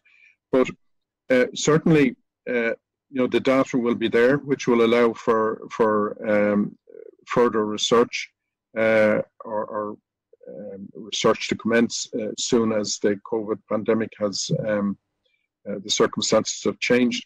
Even in recent days, we can see that while there is a lessening on restrictions, as we monitor on a daily basis, we see that over a number of days recently, the number of incidents has declined, and it's back down to where it was around this time last year. So there's still a lot to be learned. We can't say for definite that that's because the state has reduced its restrictions, but at the moment there is a coincidence there over a number of days. So maybe it's a little bit early yet to conduct the sort of research that we might be able to do, having more experience of Operation Freestep and how the problem is manifesting itself, and how the data arising from our actions and our the implementation of our plans in that regard. That's the very encouraging responses there, and I think in particular, it strikes me, and I know we're going to talk about it more in the coming months, that there may be a lot that can be learned there that can be applied in relation to sexual violence as well. But just a final question I'd like to ask. We're talking a lot about how this approach to policing has been experienced by members of society, and not that they're not members of society, but could I ask how this has been for members of the organisation? How has this period been? Because I think that's really important. Well, I think one sets aside, there's been plenty of personal impact within the organisation of COVID-19, and we wouldn't be any different from any other group in society in terms of individuals who have lost loved ones to COVID-19. We've also had incidents of COVID-19, either members or Garda staff being ill, or someone very close to them being ill as well. So we're like any other group in society in that respect. But in terms of our response to it, I think everybody responded very well. There was a clarity about what might be expected of us and what our planning needed to be. I think it has to be said, our worst fears and some of the things that we did prepare for didn't come to pass, and I'm grateful for that as well, because we had planned for some very difficult scenarios, and so they didn't come to pass. And in the meantime, then we were able to concentrate then on a community policing approach, a lot of being very supportive. A man here in Phoenix Park stopped me one day to thank me for the care shown to his mother in West Cork, who was in her 80s, and the local Gardaí were her lifeline, but also a great assurance to him, because he knew there was somebody he could call on who could do immediate response. And I think that story, everywhere I go, I find that story being repeated about that outreach. And actually, I think it's been a very positive. It's been a very positive experience for the organisation, outreach, and then the recognition back, because the amount of cards and confectionery and buns coming into stations and being handed over at checkpoints, etc., is extraordinary.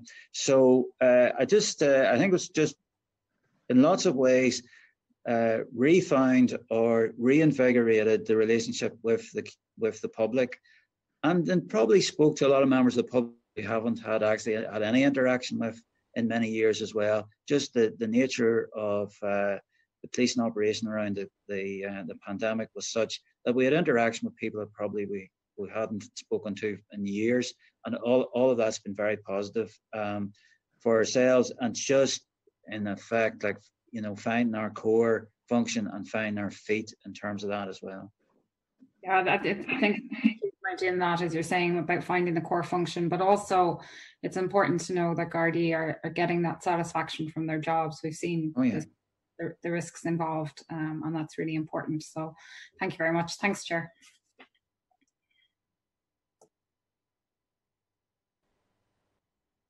I should learn. Thank you. And before calling in Vicky, just to make one point, if I may, Commissioner, and it is not so as to disagree with you, but in the same way that many of the changes and initiatives that the Garda Síochána, that you yourself have undertaken in the Garda Síochána, have been a living out of culture change in action. I think all of the things that you've spoken about and the colleagues have spoken out have been a living out of that part of the Garda Síochána Act, which is the set of policing principles, the recognition of the human rights of every individual, and the securing of the cooperation and the support and the engagement of communities. It has been a magnificent demonstration of the ambition of those policing principles in action. And the fact that the tone that we talked about wasn't the result of an instruction or an encouragement or a direction makes it even more important, because it happened spontaneously and was an expression of the kind of engagement that members wanted to have. And I think the challenge now is to make that the encouraged behaviour, so that people continue to engage, even in tense circumstances, even in circumstances which will change as they inevitably do. I think there is so much to gain, to benefit from what has been achieved and what has been undertaken, and what has been gained, I think, in an appreciation of the potential of the Garda Síochána in so many aspects of its relationship to the community. Vicky, no, it's Judith. Sorry, thank you. Thanks, Chair, and good afternoon, Commissioner and colleagues. Just in the interest of time, I'm going to move straight on to the area of public order policing. So you'll be aware that we had a very fulsome presentation from the Inspectorate at the meeting in June last year in relation to their report and review of public order policing, which was commissioned by the authority. Can you just give us a very high-level overview of progress against implementing the Inspectorate recommendations, please? Okay, thank you. Can I go to Paula there, please, just to answer that, please? Thank you. Yeah, thank you, Commissioner, and good afternoon, Judith. Yes, I have taken over responsibility for the public order portfolio from Garda Síochána. So in terms of the inspection report, there were 19 recommendations in the report, and 2 of them could be split into 2. So that gives us overall 21 recommendations. Of the 21 recommendations, 8 are complete, 12 are in a very healthy place of ongoing work, and 1 has not commenced. The one that has not commenced is the one that relates to body-worn video, and it needs the legislative input. However, we are preparing for that. I do also have the body-worn video portfolio as well for wider policing, regular policing. So that work is ongoing, and preparation is in place and ongoing in relation to the anticipation of legislation coming in for that. The National Public Order Steering Group has already been established and has sat on several occasions. I will take over the chair of that, and that steering group will then continue to monitor the implementation of all the recommendations until completion. We do have in total now 11 accredited silver public order commanders, I believe, with 1 gold accredited commander, and the gold course that was deferred, that was due to happen in April but had to be delayed because of COVID. We're making plans to have it in as soon as we can. The college is working on that to get that rescheduled. And can I add, that's really helpful, Paula, thank you. Can I ask, has the strategic threat risk assessment been completed, and in particular, has it been reviewed in the context of COVID-19? That's exactly, yes, what's happening. It has been completed. It was being sent to the executive for sign-off. However, given COVID-19, it's now going to be reviewed and will be resubmitted to the executive. We thought it was apt to do that, and it's near completion, just this final review, and then it'll be with the executive for sign off. Okay, very good. Can I say we very much welcome the fact now that you're reporting to the authority on use of force, and I know that the figures that you're reporting are being refined and honed each month that you report. But it's our desire very much to see eventually these figures published, as is the case in many other police services across the world. But in welcoming these figures, can I ask, how confident are you that they are accurate, and what is being done to make sure that the importance of these figures is embedded with officers in the front line, and in particular perhaps supervisors, to make sure that returns are submitted when force is used? Okay, so we draw this information off Pulse, and it's conducted against searches, and GISC are very much at the centre of that to make sure that this return is accurate. But there's a further adjustment to Pulse, and I believe it's in the autumn adjustment that will make a further adjustment to the one of the fields within Pulse, and that'll give us a good deal more assurance in terms of a report and the use of force. There is still within these an element of human error if it's not actually captured in the descriptor within the Pulse record. It can be missed. I am confident that huge effort has gone into producing these figures, but I'll be a good deal more confident in the autumn time when we've done this addition to Pulse around use of force, and that data then can be subject to examination, and we think then at that stage will very much obviously be fit for publication as well. I think the important point about use of force is that our decision-making model has been at the centre of any of the uses of force. I have seen certainly instances of very dangerous situations where Garda members have not resorted to indeed lethal force, which may have been an outcome in other jurisdictions, and have acted very responsibly and at some danger themselves to de-escalate situations. And that's a constant theme. Also, I would say there is a constant theme as well, regrettably, of assault on members of Garda Síochána as they conduct their duties as well. So I and members of Garda Síochána have responsibility to protect themselves, but also to protect society. And often we find ourselves in a use of force scenario where we're doing precisely that. Either it's an issue of self-protection, or action needs to be taken to protect others. But from what I see, and I think the important element is that the proper application of the decision-making model, and that you can see that within the narratives, and also then on the outturn around complaints itself, that the decision-making model has been appropriately used.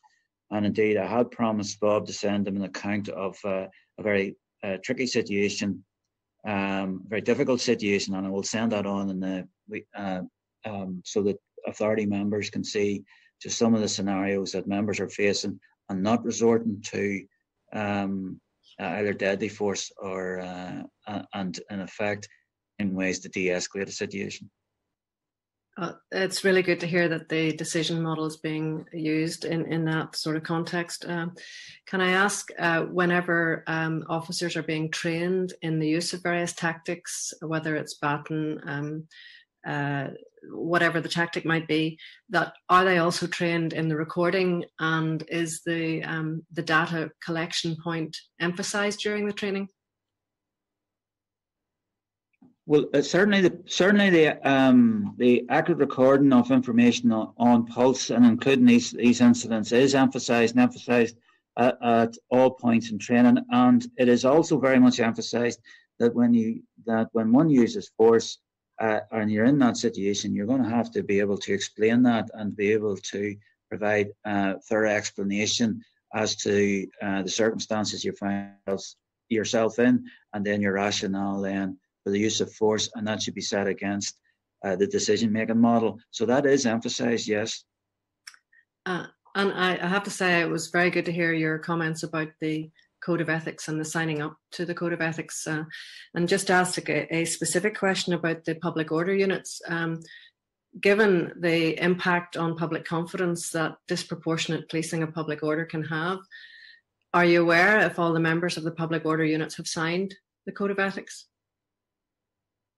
As of this moment, I don't know, Judith, but the standard procedure for individuals for retraining or admission going forward will be that they've signed up to the Code of Ethics.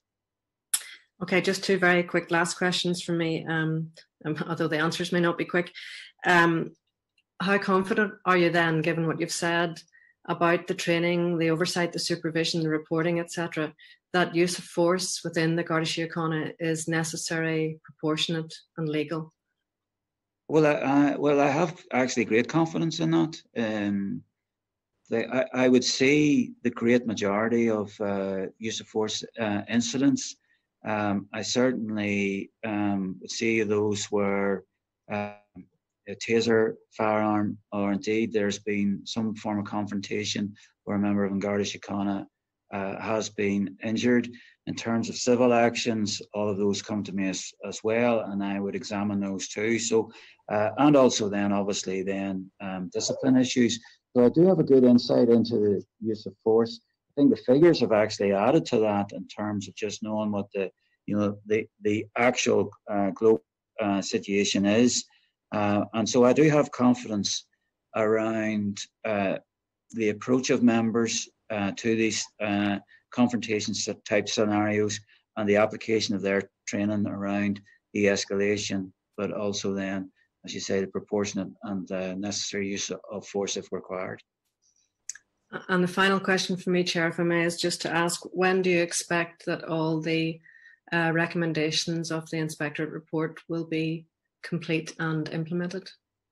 Well, I think the STRA we can resolve. The STRA is a living document, so that can be resolved quickly. We have a training issue in respect of gold that we want to resolve quickly as well. And then there's the piece then around the actual membership of the public order units. The STRA should determine then the scale of our public order commitment or personnel engaged, and then that gives us an indication as to training, etc. So as many of these are actually underway, can be resolved this year. I think recommendation 11, which is in respect to the body-worn cameras, that in some ways, well, that's underway. It's not within our gift to say just exactly what scale is needed, but as time goes on, particularly around domestic abuse and other confrontations, becomes more and more evident that it's an essential piece of policing equipment, and we would like to see it as soon as possible. Well, we certainly look forward to further engagement on the use of force figures in committee. I know committee members are very keen to get into more detail in those discussions, but thank you very much for your answers, Commissioner, and to Paula as well. Thank you. Thank you.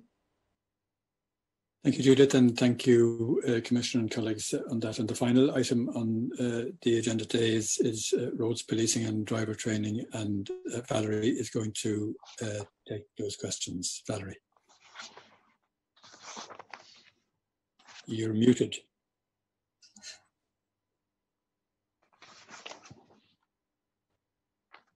You're still muted. Okay. Yeah. Thank you. You can hear me now. Yeah. Okay.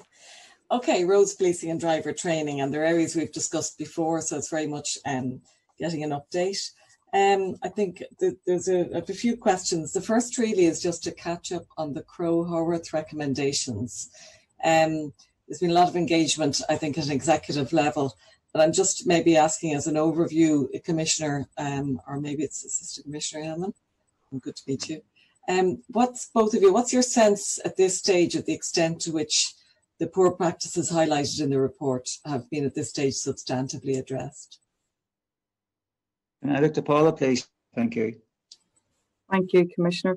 Yes, in terms then of the Crowe-Horwath report, that report in its totality had 34 recommendations.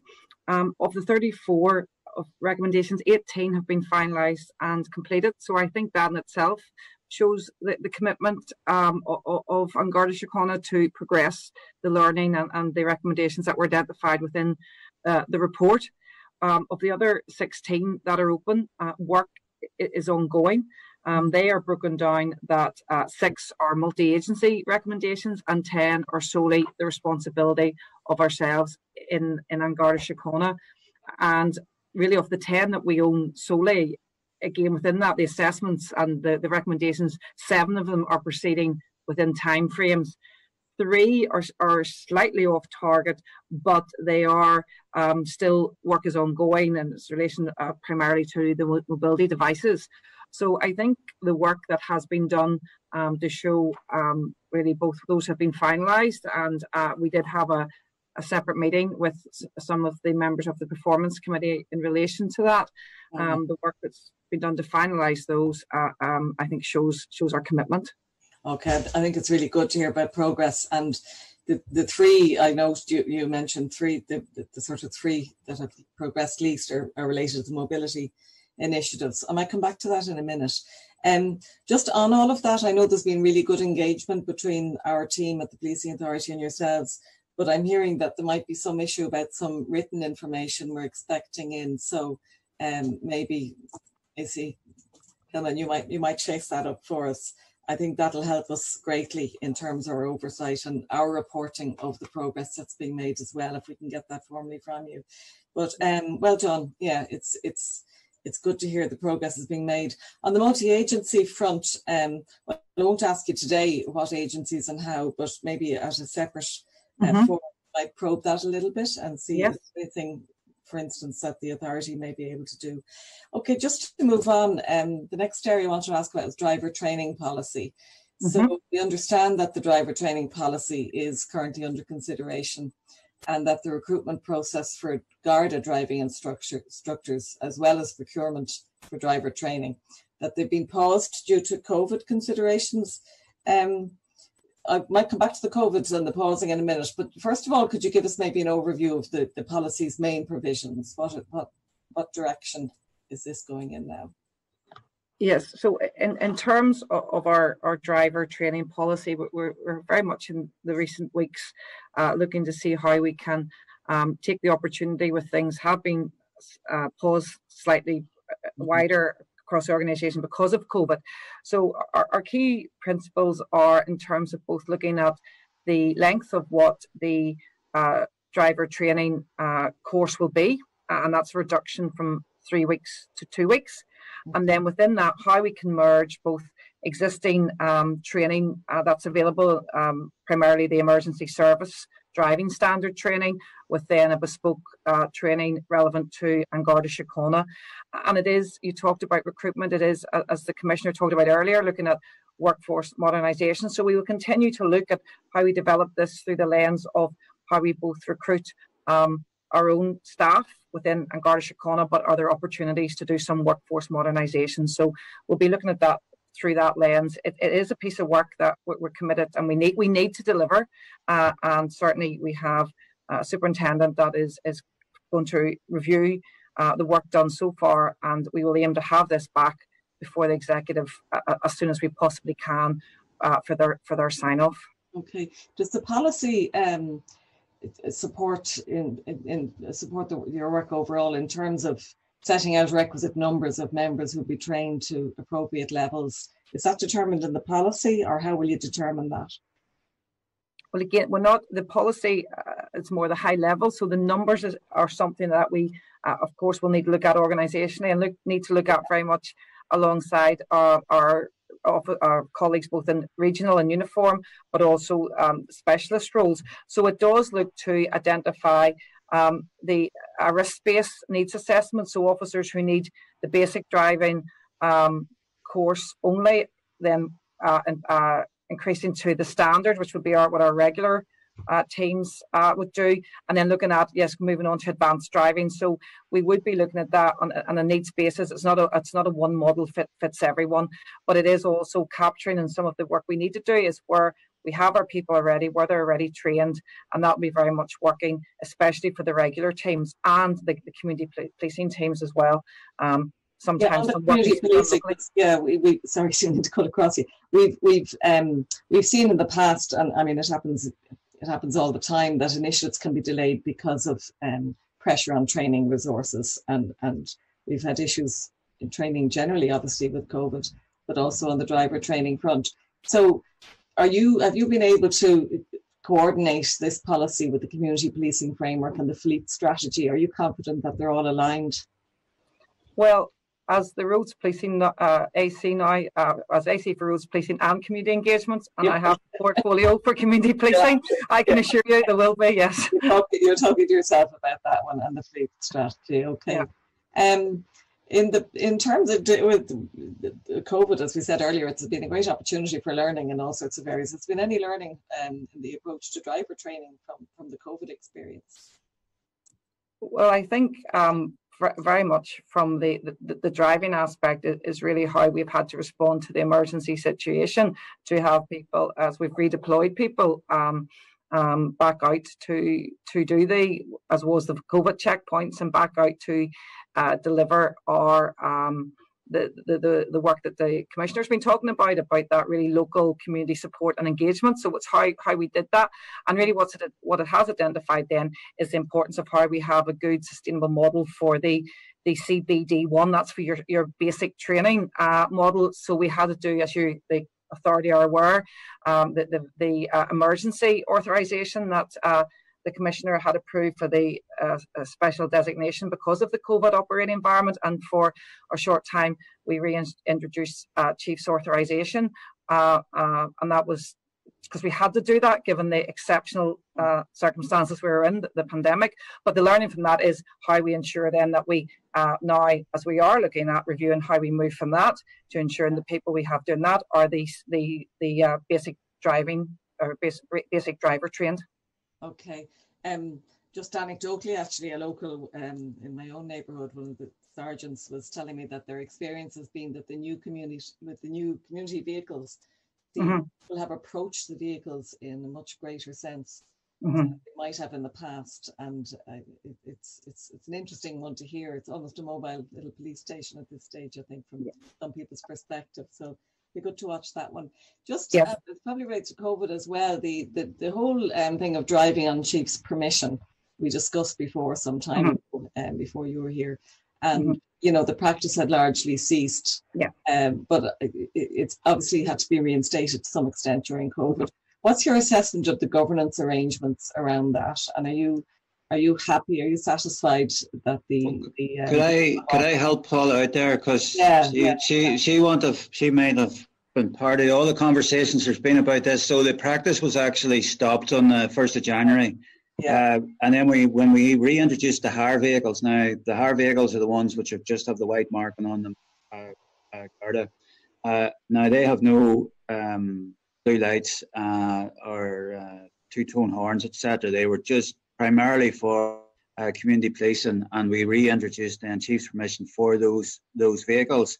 I suppose one of the things it told us was what our exact number was and down in terms of a shortfall in terms of the basic training, and then how we could answer that in terms of one-day training. And I've asked then that we look at a local response to that, so that we can quickly meet that requirement.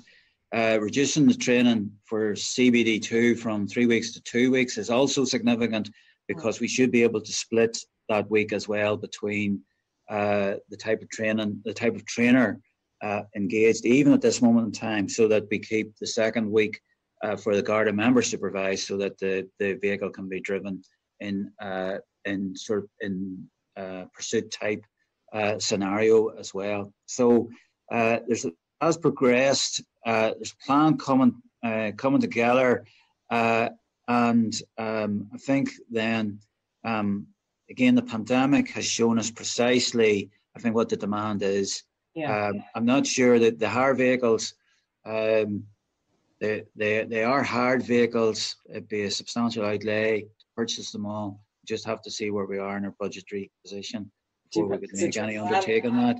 Yeah, but it is an interesting, but the interesting observation is, whereas we're following almost, an international diktat around Battenberg design on police vehicles, people obviously feel that is a little off-putting in comparison just to a simple saloon vehicle with Garda written on the side of it, and none of the flashy markings. So it is an interesting observation, and I've heard that before.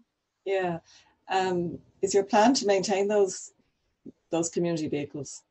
I know they're hire vehicles at the moment, but is it your desire to keep that going? Well, if we keep that going to the end of September, it's 1.47 million. So for review, to maintain that beyond that, then you can see that it's quite an amount of money.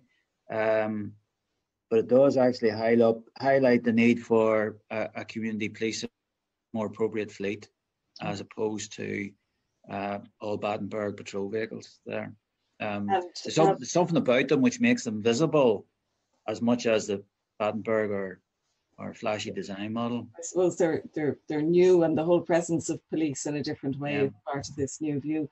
And have they been used, in pursuit situations, or have you been able to maintain them? No, they're specifically prohibited from emergency response or pursuit. Okay. And you're happy with how the driving on authorization business again? Are you satisfied that has been managed well during the COVID crisis? Well, in effect, they're driving hire vehicles without any other policing equipment, other than we've put Garda on the side of it. So, not happy. It will do for the moment, but that does give us a firm indication of the people we need to put through the basic training, because we've had the exact feedback of how many we need to put through. So that gives an indication of what the scale of that is. And then secondly, I know Paul is working through how quickly we can work down through the CBD2 with a new approach there as well. And it's literally, it's a numbers game in terms of duration of training and the number of people we can put to the training. Okay, well, it's one we can keep an eye on together. Moving on then to roads policing performance. So obviously road usage decreased by vehicles during the COVID pandemic and probably still isn't back up to normal levels. But tragically, road deaths in year to date are slightly up compared to this time last year.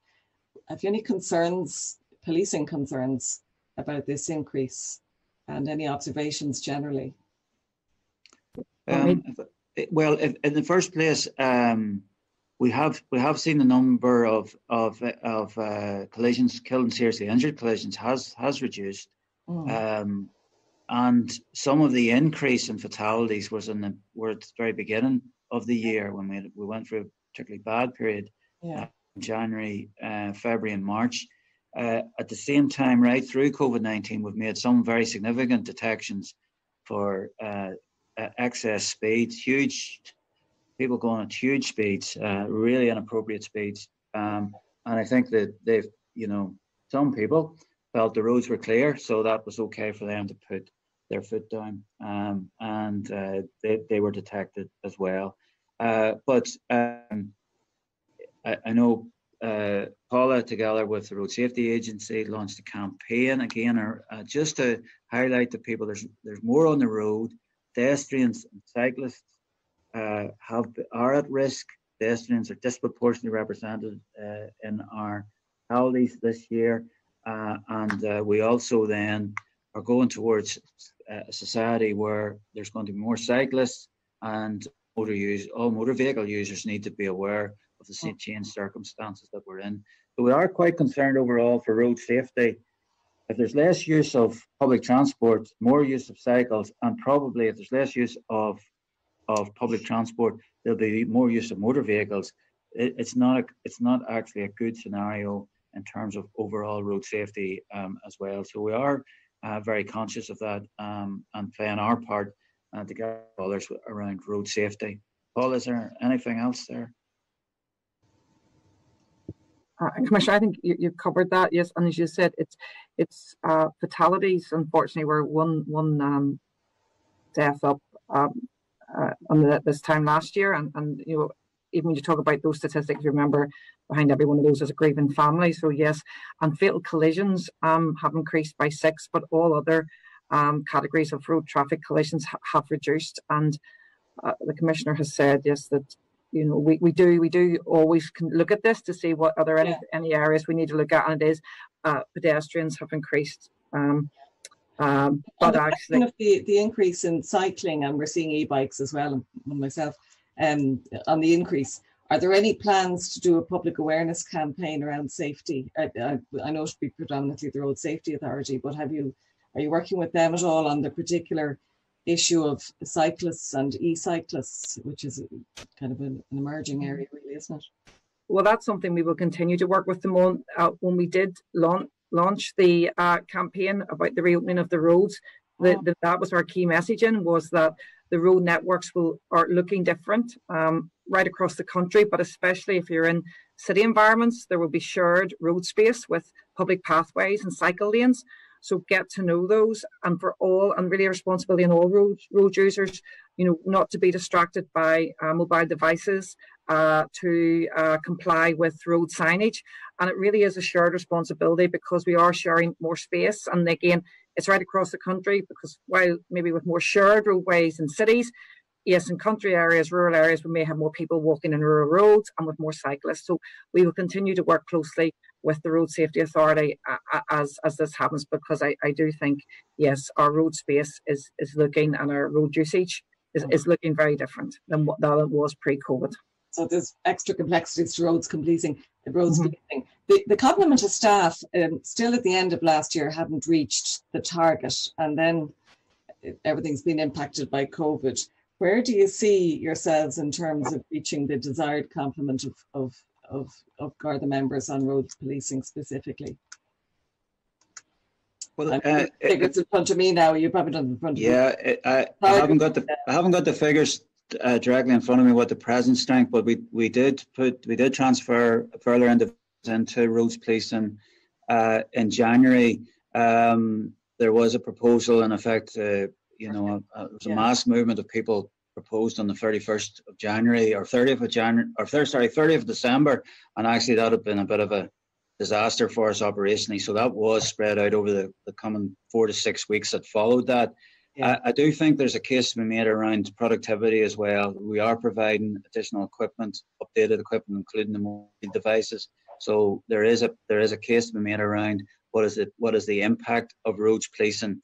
And I appreciate targets were created, but since then other priorities and other crimes have emerged, and so cybercrime, online abuse, domestic abuse, increase in serious sexual assault. These things have all increased exponentially since we signed up to a previous commitment. So I have to, as Commissioner, weigh all of these in the balance and see then just how do we get the best bang for our buck in terms of where I put resources. But we are looking to the productivity of roads policing.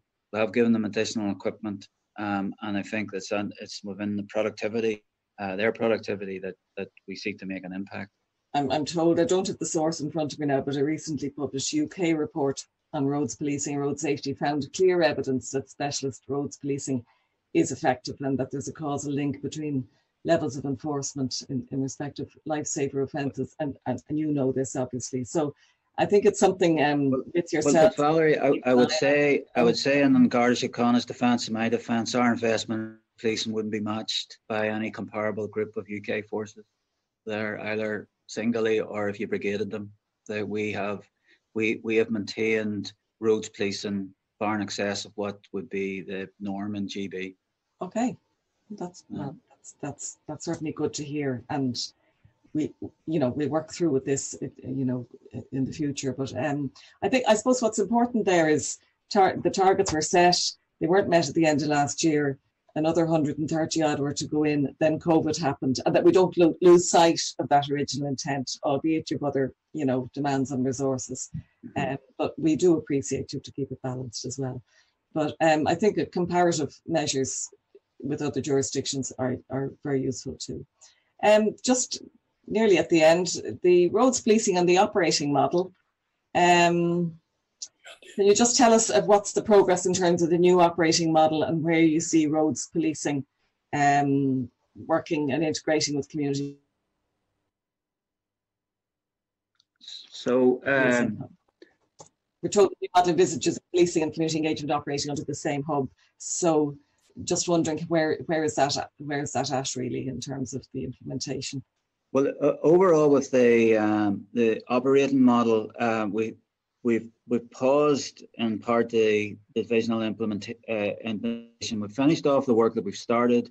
We've kept the focus then on the regional work, so that carries on. We've kept the focus then also around the headquarters work, but there'll always be in effect a local divisional influence on roads policing, and they will report directly to superintendent operations within each division. So there'll always be a local responsibility and local impact or local responsibility around roads policing in a particular area, and we see that as important in terms of being responsive to whatever the final issue is. That again, so I think our link broke there slightly for a second. Just thanks for that, Commissioner. Just finally then, I think the mobility initiative is a great success story so far. So we're conscious that you've made significant strides in terms of rollout. I think Joe mentioned earlier today something like 5,000. Is it 5,000 INS devices are out at yes, this that's correct. Which is good news. The increase to 7,000 by end of year. Excellent. So can you outline what kind of efficiencies have been gained through this? Or is it efficiency or is it more effectiveness? Or what are the advantages that you've seen? I think the early piece of this is around effectiveness, because it does identify the uninsured, does identify those who are disqualified, etc. The efficiencies are going to come in when we are able then to do what we were talking about in the early part of the meeting around the submission of mobile data, so that when we get to the fixed penalty notice rollout, that we will have taken a lot of bureaucracy out of the system, because in completing the form on your phone, in effect, you've done all your work, and electronically then carries on. So I think that's where we'll see that. We'll want to advance that in terms of the investigation management system as well. So as you, in effect, are completing your mobile notebook, you are, in effect, commencing the investigation management system. It reduces then double keying or double entries, and that we see as an efficiency in terms of keeping people out on the ground and an efficient use of resources. So, over time, we'll be asked to from the public's point of view, would you like to let people know what? Sorry, our link is breaking, so sorry if I interrupted you there, but I'm just going to ask, maybe as a finishing point today, Commissioner, from the point of view of members of the public who might be listening in. Can you hear me? I'm being told my internet is stable. Can you hear me? Yeah. Just what apps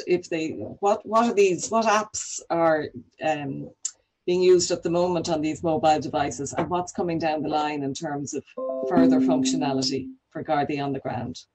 So what we have at the moment is automatic number plate recognition, and also then recognition of the driver's license. We are rolling out the use of the fixed penalty notice, so that will be for all roads policing members. And then I think one of the priorities was set around ICT is around the investigation management system. Anecdotally, we've seen that it's certainly increased the quality of crime investigation, has had an impact, we think, in terms of detection rate. And I think there's an emphasis then for us in terms of finding connectivity between the mobile device and the investigation management system. Okay, well, I think that's all from me for today, and we've probably used up a lot of time. So thank you very much, Commissioner. Thank you, Paula. Good to meet you. Hand back to the chair. Thank you, Valerie, and thank you, Commissioner and the colleagues. And I think that brings us undoubtedly to the end of this public meeting and the meeting in general. We're over time, but we very much appreciate your commitment, Commissioner, and those of and that of all of your colleagues in this engagement. And thank you to authority colleagues and to colleagues on the executive for the usual work in the preparation for these meetings. That brings us to an end.